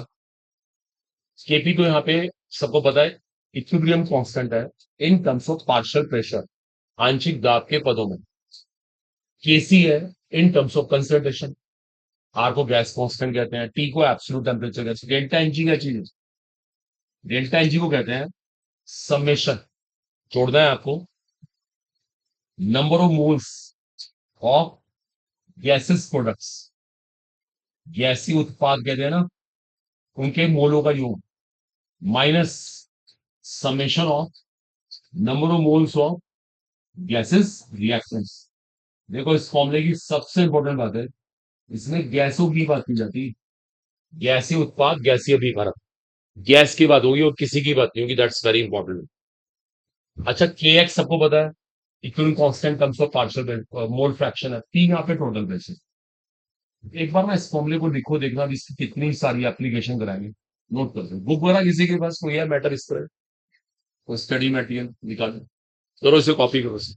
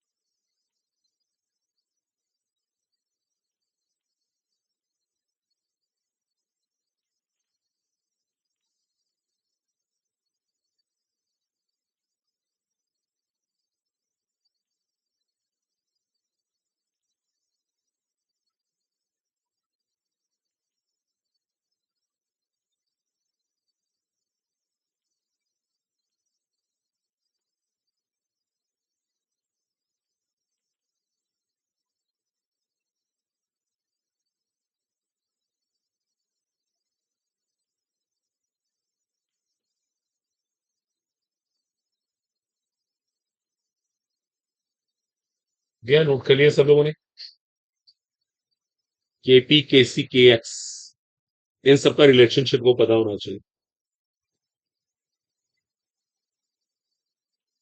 ठीक है, देखो एक बिल्कुल एलिमेंट्री सा क्वेश्चन करेंगे इसके ऊपर ना, आगे सबको समझ। और याद रखना यहाँ पे गैस ही लेने, गैस ध्यान रखना, और किसी को नहीं लेंगे गैस। गैस की बात करिए, हटाए। देखो यहाँ पे छोटा सा रिजल्ट और बना लेते हैं, ये भी काम आ जाता है हमें। अगर कहीं किसी ने डेल्टा एनजी को जीरो कर दिया, मैटर ऑफ चांसेस जीरो हो गए, तो आप जानते हैं क्या फर्क पड़ेगा? अब किसी की भी पावर जीरो क्या होता है? वन। ये भी वन बन गया, ये भी वन, तो केपी क्या आ गया? इज इक्वल टू के सी is equal to K x. ये भी लिख लीजिए, रिजल्ट काम आएगा हमें, इसकी भी जरूरत पड़ती है रिजल्ट की ना। ठीक है, देखो थोड़ा इस पार्ट को देखो अप्लाई करते हैं, एक दो एप्लीकेशन करते हैं, कुछ कॉन्फिडेंस आएगा। देखो सब अटेंशन पे कर। अब किसी को लिखना नहीं होगा, एलिमेंट्री क्वेश्चन है, जिससे पूछू बताना। देखो बीच में इंटरप्ट भी किसी को नहीं करना, लिखने की जरूरत भी नहीं। ओरल क्वेश्चंस होते हैं ऐसे, बिल्कुल भी नहीं, कोई किसी से बोलेगा भी नहीं। ये हमें किसी ने एक रिएक्शन दी, सब बॉयज बिल्कुल अटेंटिव है, देखो मैं आप लोगों से पूछूंगा। ये किसी ने एक रिएक्शन दिया, मैं देख लो अच्छे से आप बीच के। ठीक है, अब किसी ने ये पूछा आपसे कि इस रिएक्शन के लिए इनमें से कौन सा रिलेशनशिप करेक्ट है, बात किसी को नहीं कर रही, आवाज किसी की नहीं है। बॉयज आप लोग ट्राई करो, जिनकी ये बुक है वो ट्राई करके बताया कि क्या आंसर होना चाहिए, बीच में किसी को नहीं बोलना। आराम से सोचो, और इन चारों में से क्या सही होना चाहिए, बात नहीं करने किसी को। जिनसे बुक ली मैंने वही बता दें। चार ऑप्शन आपके पास है, आराम से सोचो ठंडे दिमाग से, कोई इतना प्रेशर नहीं है, नॉर्मल सी केमिस्ट्री। हमें तो ये पूछा कि केपी और केसी में कौन बड़ा है, क्या आप तो बराबर भी हो, वट एवर जो भी है आपको देख रहे हैं। जो आपका मन करता है। फोर्थ पार्ट क्यों? रिएक्शन ही बराबर हो गई, ये तो गेला है, आंसर नहीं। रिएक्शन ही बराबर हो गई, ये तो कोई, ये भी इसका आंसर नहीं है, दोनों साइड मोल्स बराबर, ये भी नहीं चलेगा। चलो देखो क्या तो ये सही रहे। इसका बड़ा सिंपल सा आंसर है, इसका डेल्टा एन जी इक्वल है, दोनों साइड गैसेस मोल बराबर है, कह रहे तो चल जाता। एक्चुअली इधर भी सही कह रहे हैं, इधर भी गैस मोल दो है, और इधर भी गैस मोल दो। तो डेल्टा एन जी की वैल्यू सही मायने में जीरो हो चुकी है, और अभी मैंने आपसे कहा था, अगर डेल्टा एन जी की वैल्यू जीरो है तो आप सोच सकते हैं, अगर आप इसको जीरो रख देंगे तो ये पूरी वैल्यू वन हो चुकी है, और केपी इज इक्वल टू केसी है। सही कह रहे हैं, शाबाश, राइट आंसर। देखो एक बेसिक सा क्वेश्चन, अभी लिखना किसी को नहीं होगा, ठीक है, ये कोई लिखने वाली चीजें नहीं है। और देखिए कैसा क्वेश्चन। ठीक है, किसी की आवाज नहीं आएगी, क्वेश्चन इस बार ये है कि देख लेते हैं कैसे प्रॉब्लम हुआ।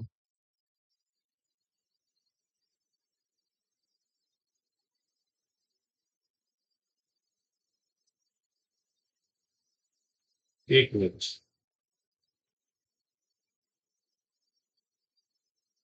देखो अब कुछ केसेस है हमारे पास, इसमें ये पूछा हुआ है। देखो किसी की आवाज नहीं आ, ये हमारे पास तीन चार रिएक्शंस हैं, और ये बोला हुआ है किसमें केपी केसी से कम है, KP less than KC, KP is less than KC. ठीक है स्टूडेंट्स, सोचना शुरू करो आराम से, कूल हो गए बिल्कुल। केपी केसी से छोटा है, किसी की आवाज नहीं आए बिल्कुल भी, लोग है ना अपने मन से करो। बात नहीं रहे, वो कुछ लोग बोल रहे हैं, ना किसी को बताया ना किसी से पूछी।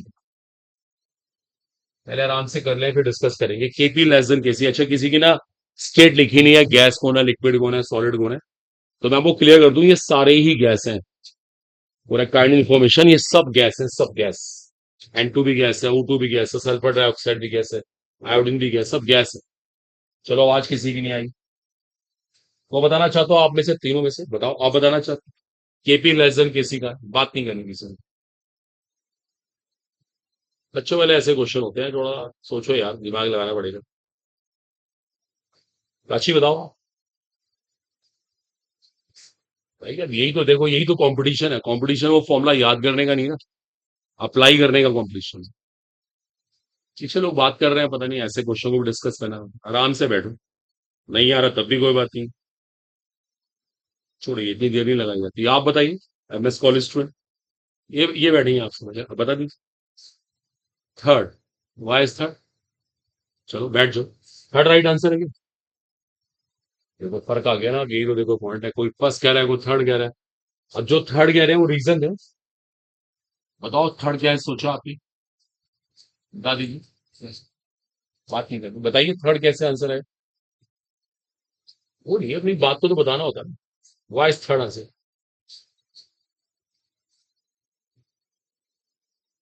क्या नंबर ऑफ गैस क्या? कॉन्फिडेंस से बोलो फटाफट, डरना गया। इधर गैसेस मोल 3 है, इधर 2 है, ये कहना चाहती है, इससे क्या हुआ थोड़ा बताओ इसको और एक्सप्लेन करो ना। डेल्टा एन जी की वैल्यू क्या आई? डेल्टा एन जी की वैल्यू क्या आई बताइए मुझे। मुझे लग रहा है डेल्टा एन जी की वैल्यू कितनी आई? -1। कॉन्फिडेंस से बात करिए, फटाफट समझाते हैं अपनी बात को। ये लीजिए, ये मैथ्स लग गया। कौन बड़ा है? केसी बड़ा है। यहाँ पे साफ दिख रहा है केसी बड़ा है। तो आपका आंसर ठीक तो आ गया, आपका आंसर ठीक आ गया, राइट है। देखो जो लोग फर्स्ट का था, देख लेते हैं उनके हिसाब से क्या हुआ। ये गैसेस मोल 2 है, यहाँ पे गैसेस मोल 1 है। 2 - 1 1, तो फिर क्या आता? फिर आरटी की पावर 1 आती, प्लस में आती ना। अब देखो, किसी ने आर केसी को मल्टीप्लाई करा तो केपी के बराबर हुआ, इसका मतलब कौन बड़ा है? आप ही केपी बड़ा है। So, इसमें क्या है, कोई डरना ही नहीं है। और इन दोनों में क्या हो रहा है, इन दोनों में क्या हो रहा है? केपी इज इक्वल टू केसी। मुझे नहीं बताने, वैसे तो बातें दोनों की। चलो डन, थर्ड राइट आंसर है। तो ऐसे क्वेश्चन बहुत मिलते हैं, आप ढूंढो, ये आपकी रिस्पॉन्सिबिलिटी, आप लेकर आओ। एक भी क्वेश्चन आओ लेकर आओ, कराएंगे उन चीजों को। एक और बहुत अच्छा क्वेश्चन है, देखो, इसे चलिए सब करिएगा अपने यहाँ, नोट कर लीजिए। ये हमें किसी ने फिर क्वेश्चन दी, ये लीजिए, और ये पूछा है हमारे से सिर्फ केपी अपॉन केसी की वैल्यू क्या है। वैल्यू क्या मतलब, बस एक्सप्रेशन की फॉर्म में बतानी है। आरटी है, जल्दी जल्दी हाथ चलाइए, देखिए अब ये तो कंपटीशन होता है, दूसरों को हराना है, ये नहीं आप सोचे रहेंगे बस, फिर तो जीत गए। जल्दी से इन चारों में से एक आंसर ढूंढ के बताओ। केपी अपॉन केसी चाहिए अपने को। हमारे बॉयज में से किसी ने कुछ किया हो?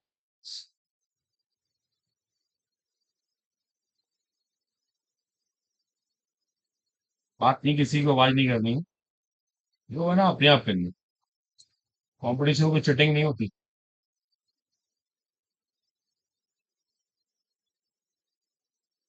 बॉयज में से कोई, पीछे बैठे हमारे तीनों बॉयज, डॉक्टर हमजा, हमजा के साथ में बैठे हैं कोई, बता दीजिए, कोई बता दे।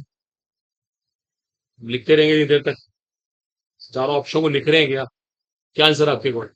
Fourth answer, can be fourth. कुछ लोग फोर्थ कह रहे हैं, फोर्थ को चेक करेंगे। आ रहा है फोर्थ आंसर इधर गर्ल्स का, आप लोगों का फोर्थ आ रहा है। अरे जब वो वाला क्वेश्चन क्या, तो इसको भी करो ना, इसका मतलब तुक्का ही मार दिया आपने, ऐसे ही कर दिया बस। तो फिर कीजिए ना, करके दिखाइए, पीछे गर्ल्स क्या आंसर आया। सो रहे हैं बच्चे हमारे, हमारे डॉक्टर सो रहे हैं सारे दिन। हाँ, कई लोगों को पता ही नहीं क्लास में हो क्या रहा है।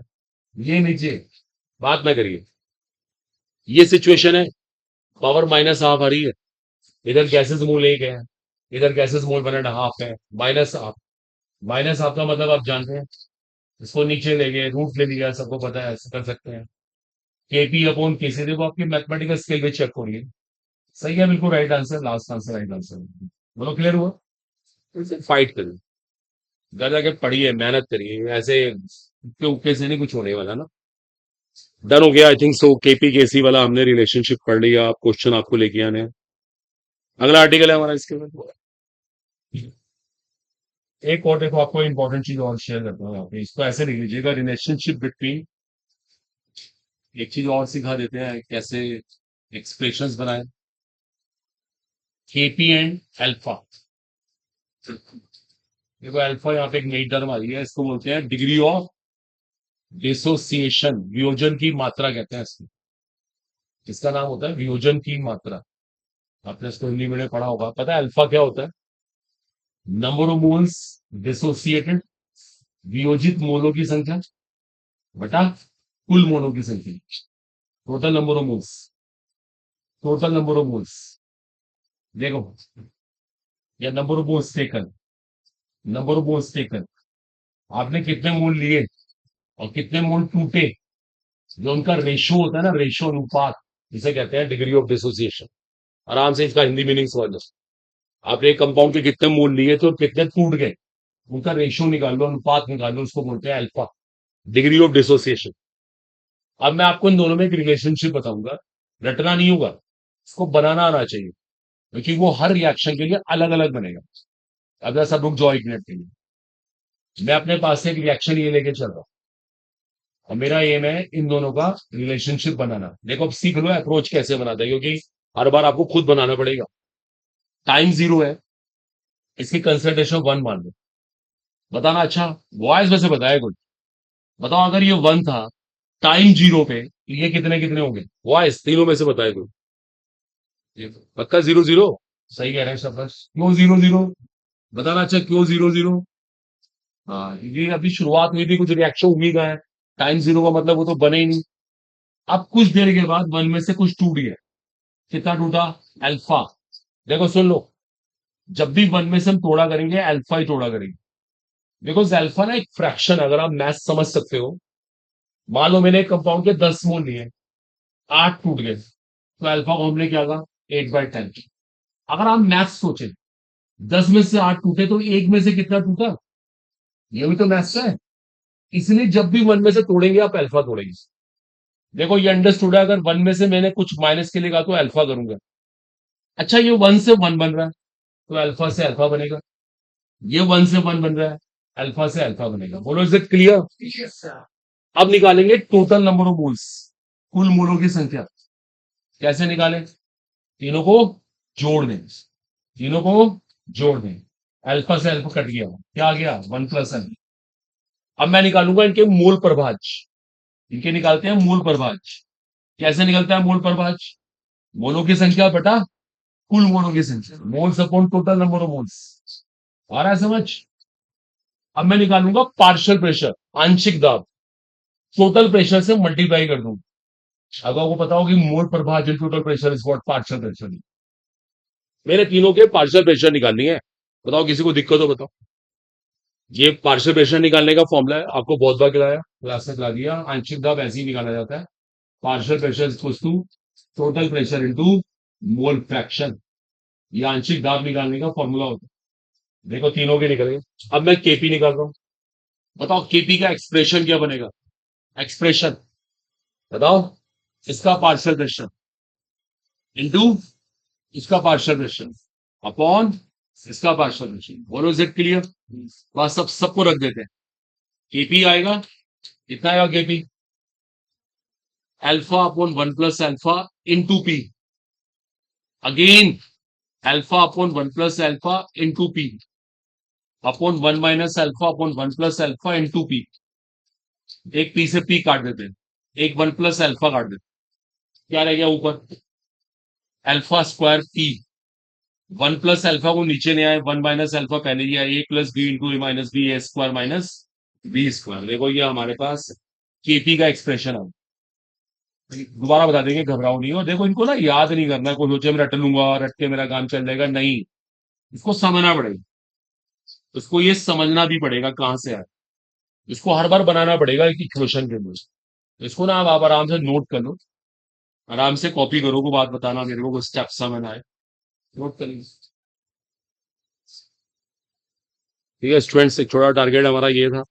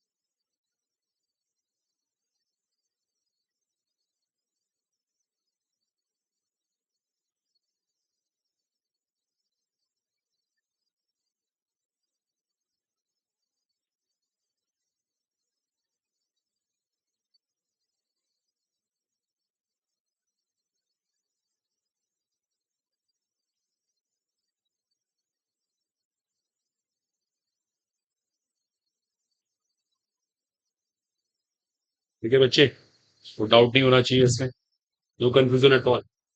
तीनों के पार्शियल प्रेशर आ गए हमारे पास।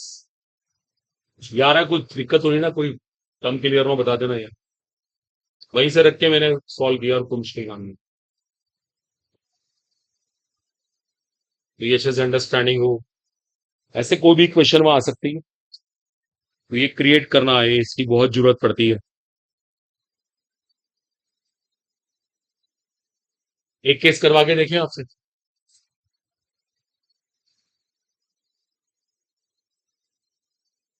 चलिए हटाएं इसको। कोई भी इसको याद नहीं करेगा कि रट लेगा कि रट के काम चल जाएगा, नहीं। इसको बनाना आना चाहिए, देखिए इसलिए करवा रहे हैं आपसे।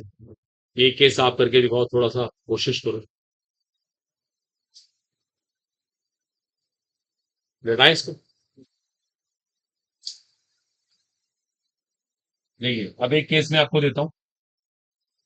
इस बार मैंने आपको ये क्वेश्चन दिए।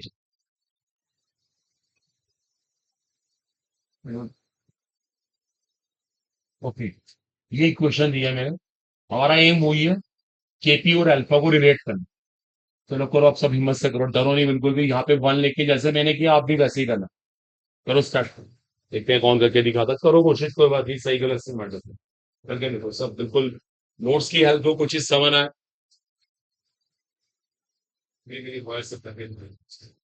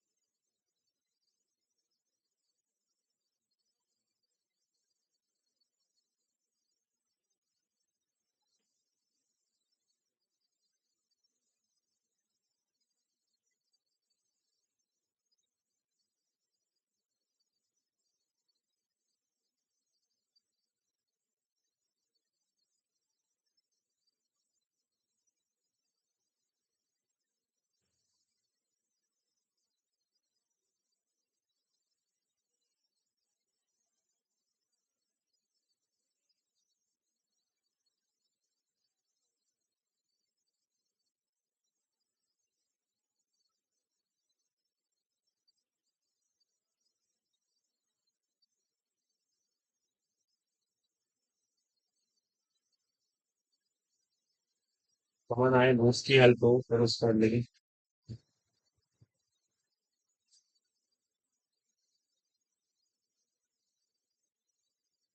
साइन जीरो पे आपने इसका एक होगा ना, उस टाइम में जीरो जीरो लिया होगा। कुछ देर के बाद वन में से अल्फा गया होगा। ये कितना कितना बना। पहली बात देखो, ये सबसे इंपॉर्टेंट है। हमने ये स्टेप ठीक किया नहीं है, ठीक है ना। टोटल नंबर ऑफ बोल्स निकाले, क्या किया, तीनों को जोड़ दिया आपने, कितना आया। करेक्ट है। तीनों के मूल प्रभाज निकाले, मूल फ्रैक्शन निकाले।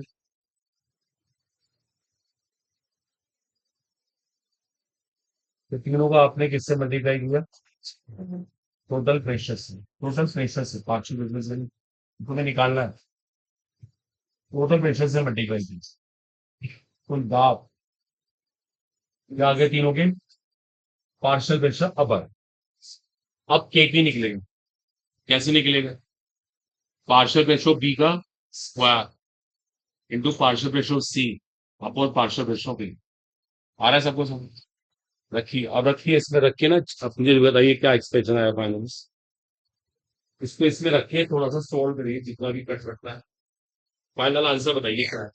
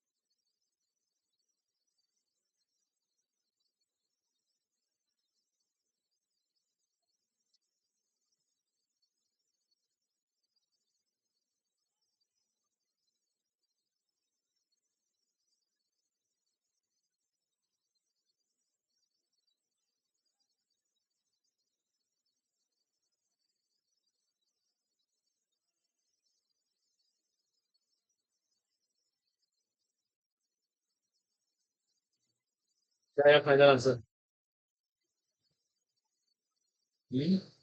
फाइनल आंसर क्या है?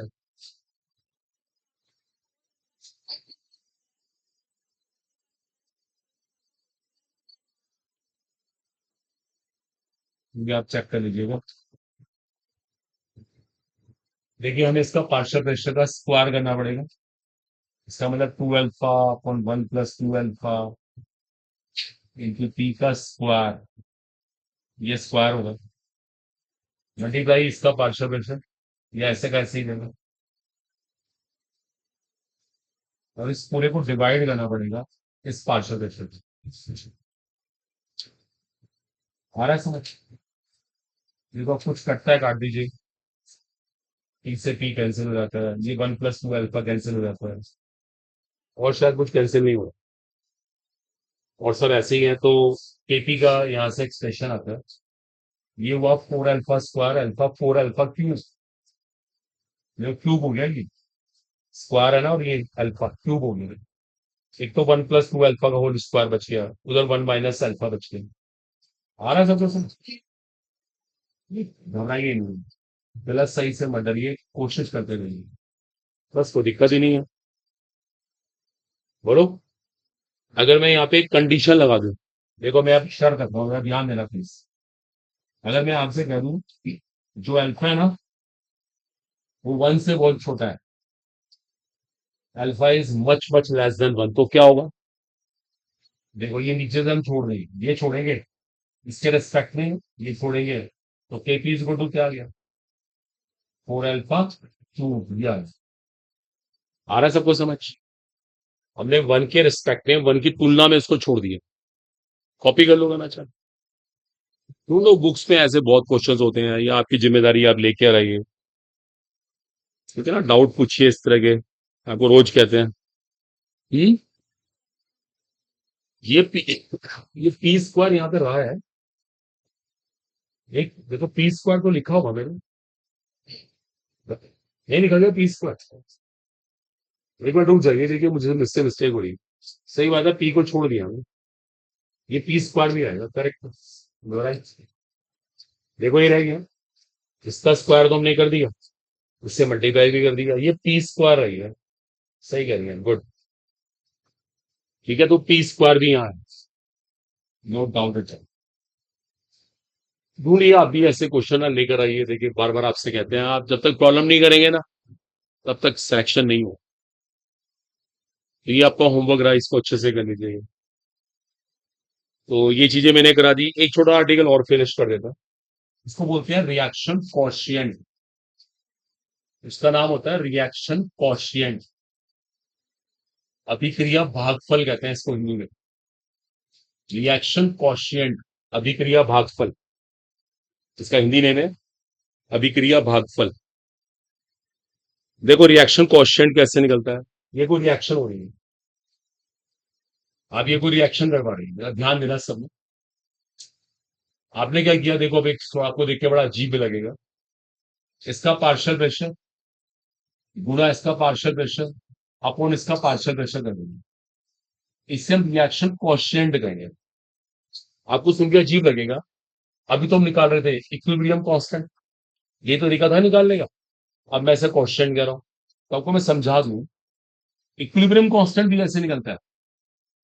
Equilibrium constant KP is calculated at equilibrium. इसको निकालते हैं साम्यावस्था पर। बट क्यू, जिसे कांस्टेंट कहते हैं ना, can be calculated at any time. आप इसे कभी भी निकाल सकते हैं, किसी भी टाइम पर। देखो समझने की कोशिश करो, इसको निकालने के लिए रिएक्शन में क्या होना चाहिए, इक्विलिब्रियम साम्यावस्था। दो इसको जब मर्जी निकाल, चाहे इक्विलिब्रियम हो चाहे ना हो। देखो समझो आप, ये देखो क्या लिखा है मैंने। आप इसे कभी भी निकाल सकते हैं, कभी भी। समझ पा रहे हो आप? कभी भी निकाल सकते हैं, चाहे इक्विलिब्रियम हो चाहे ना हो। अब हो सकता है इसकी वैल्यू के इक्वल आ गई, इसका मतलब वहां पर इक्विलिब्रियम था, वहां साम्यावस्था थी जब आपने निकाला। क्या पता ये इससे बड़ा आ जाए, क्या पता छोटा आ जाए। देखिए अब सुनिए, आपको एक बात पता है, हर रिएक्शन को इक्विलिब्रियम गेन करना होता है। देखो ये भी थ्योरी है। हर रिएक्शन का एम होता है, उसका उद्देश्य होता है कि वो इक्विलिब्रियम गेन कर ले, साम्यावस्था प्राप्त कर ले। फैक्ट है ये हर रिएक्शन का एम है।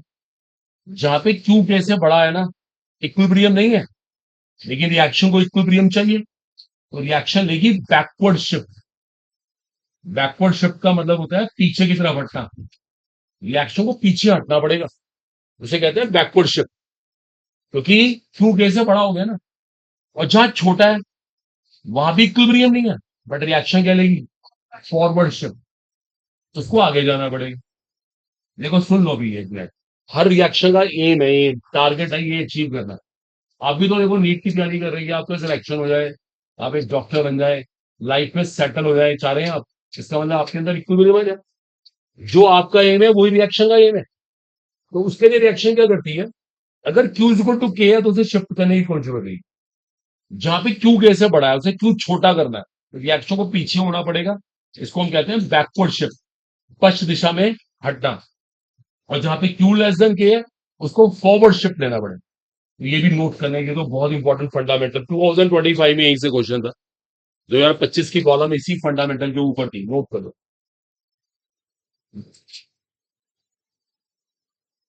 ठीक है, लिख लीजिएगा।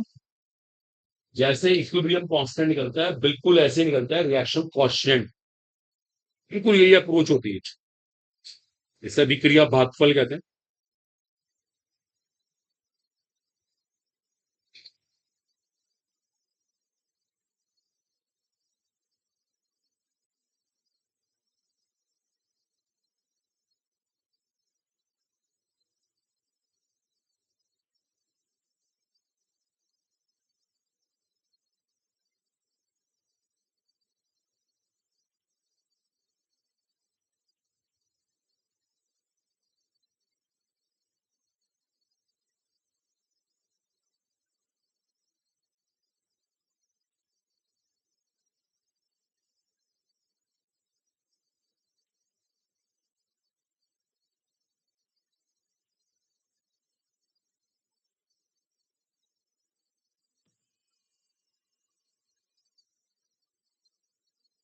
चलिए क्लियर सोफर, तो इस पर कोई डाउट नहीं होना चाहिए।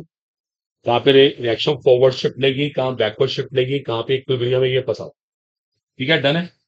देखो छोटी सी एक एप्लीकेशन इसके ऊपर भी लिख लो। जी सर, ऐसा मैं आ रहा हूँ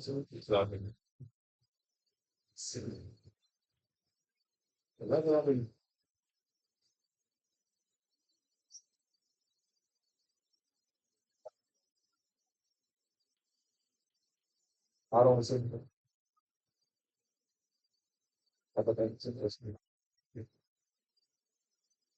चलिए क्वेश्चन लिखिए, सबमिट करो।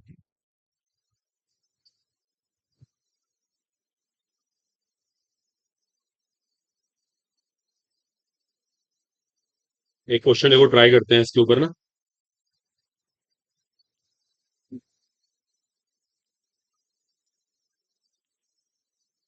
बहुत सारी प्रॉब्लम्स है इनमें से।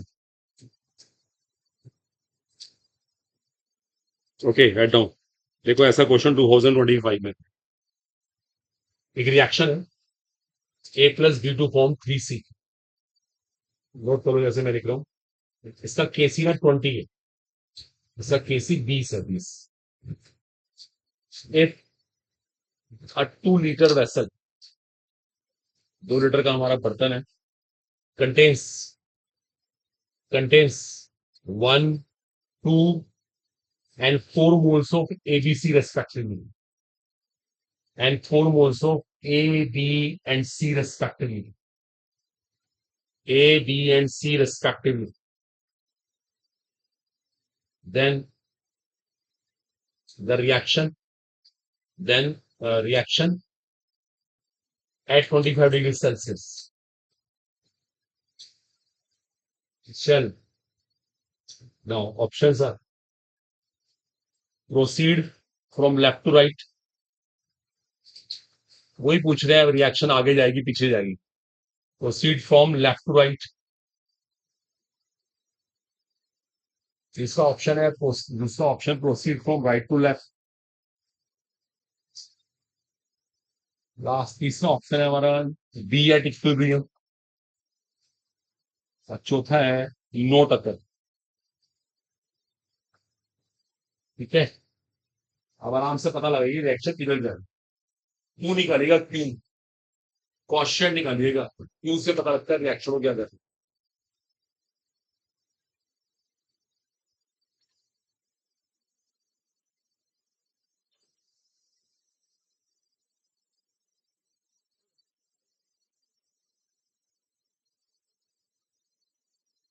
कीजिए फटाफट। रिएक्शन फॉरवर्ड जाएगी, बैकवर्ड जाएगी, इक्विलिब्रियम पे रहेगी, या कुछ भी नहीं होगा, नहीं।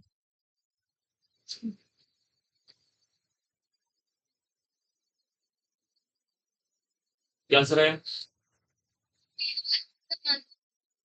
Answer B, right to left.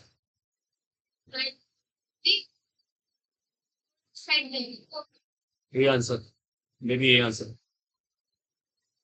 बाकी लोग भी करिए अपने आप। पहले तो क्यों नहीं करेगा, इसका क्यों, क्यों का मतलब क्वेश्चन, फिर पता लगता है रिएक्शन क्या करेगी। निकालिए, क्यों निकालिए फटा, रिएक्शन क्वेश्चन निकालिए।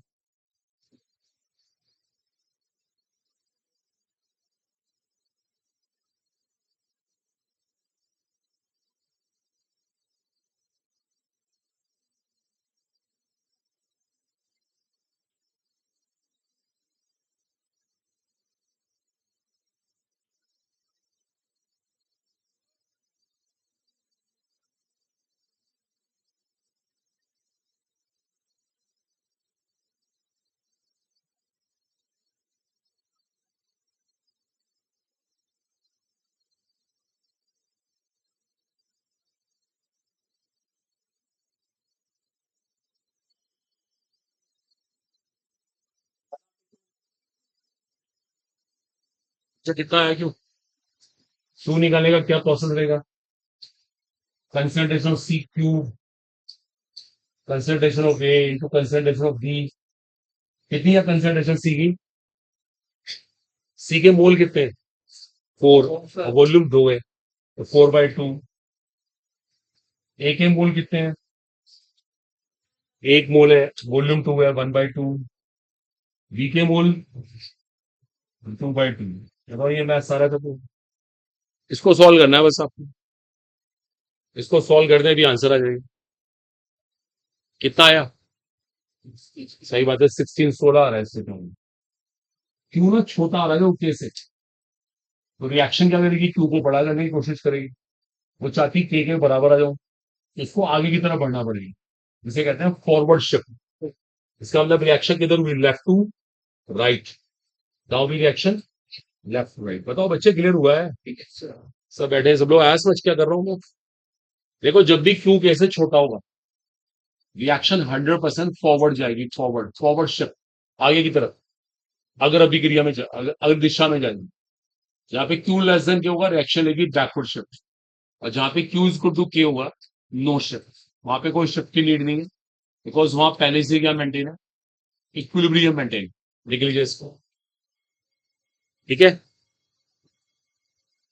और देखिए क्वेश्चन देख लेते हैं इससे।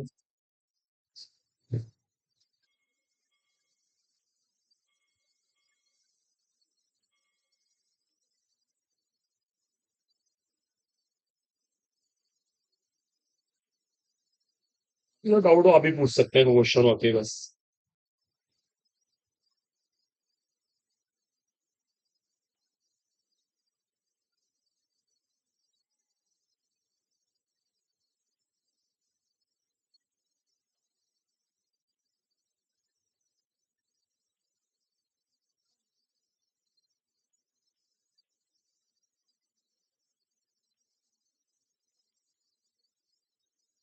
ये क्वेश्चन और लिखिएगा।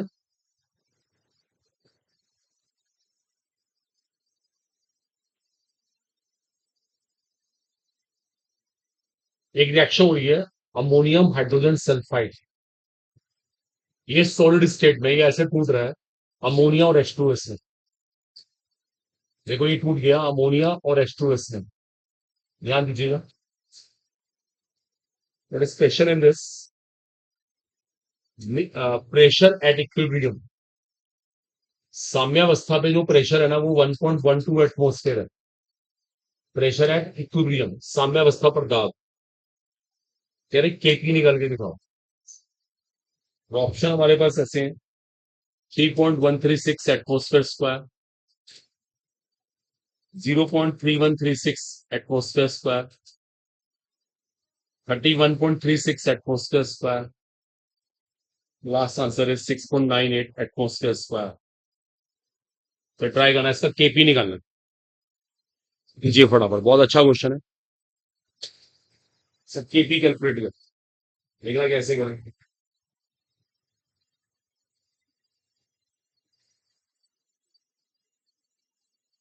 कैसे निकाले सर केपी, ट्राई करिए सब लोग।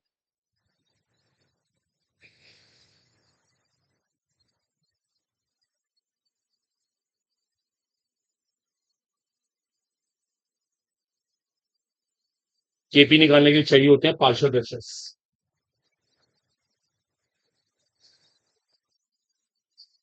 केपी निकालने के चाहिए होते हैं पार्शियल प्रेशर्स।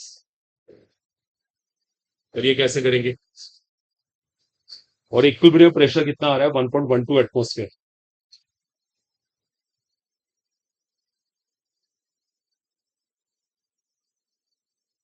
या किसने, हमारे पास प्रेशर एट इक्विलिब्रियम है 1.12 एटमोस्फेयर, केपी कैसे निकाले।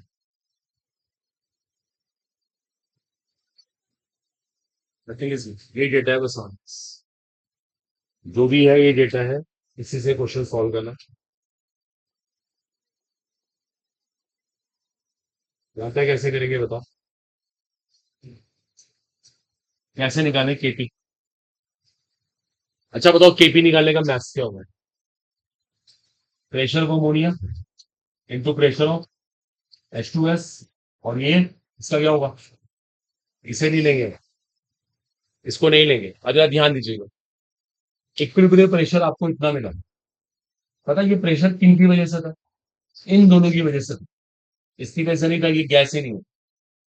अगर इसका एक मोल है तो उसका भी एक मोल है, दोनों के मोल बराबर है, दोनों दोनों के मोल प्रभाज ही बराबर है। ध्यान देना, अगर ऐसे कहते हैं इसका एक मोल, फुल मोल दो, हाफ है, ऐसी इसके साथ है हाफ है, टोटल प्रेशर से कर दो मल्टीप्लाई, तो क्या आ गया आपके पास, दोनों के पार्शियल प्रेशर आ गए। बच्चों दोनों के पार्शियल प्रेशर, दोनों के आंशिक दाब आ गए आपके पास। इसका भी आंशिक दाब आ गया, इसका भी आंशिक दाब आ गया, दोनों के पार्शियल प्रेशर आ गए। अब केपी कैसे निकलता है, partial pressure of ammonia into partial pressure of H2S। इसको सॉल्व कर लीजिए बस सर, इसको सॉल्व कर लीजिए, जो भी आंसर आंसर है वो एटमोस्फेयर स्क्वायर में आएगा। That's the final answer. बताओ बच्चे क्लियर हो। ये तो घर बैठ के ना पढ़ना होगा, कल संडे है, इसका प्रॉपर यूज करना, स्टडी करना, प्रॉपर हमजा जान लगानी पड़ेगी। डू और डाई, पहले बता रहा हूँ, ये कंपटीशन निकालना इतना आसान नहीं है, वरना सब डॉक्टर बन गए ना, दुकानें खोल के बैठे होते। तो हर क्यों नहीं बन सकता ना, पढ़ना होगा, मेहनत करनी होगी। ठीक है, बस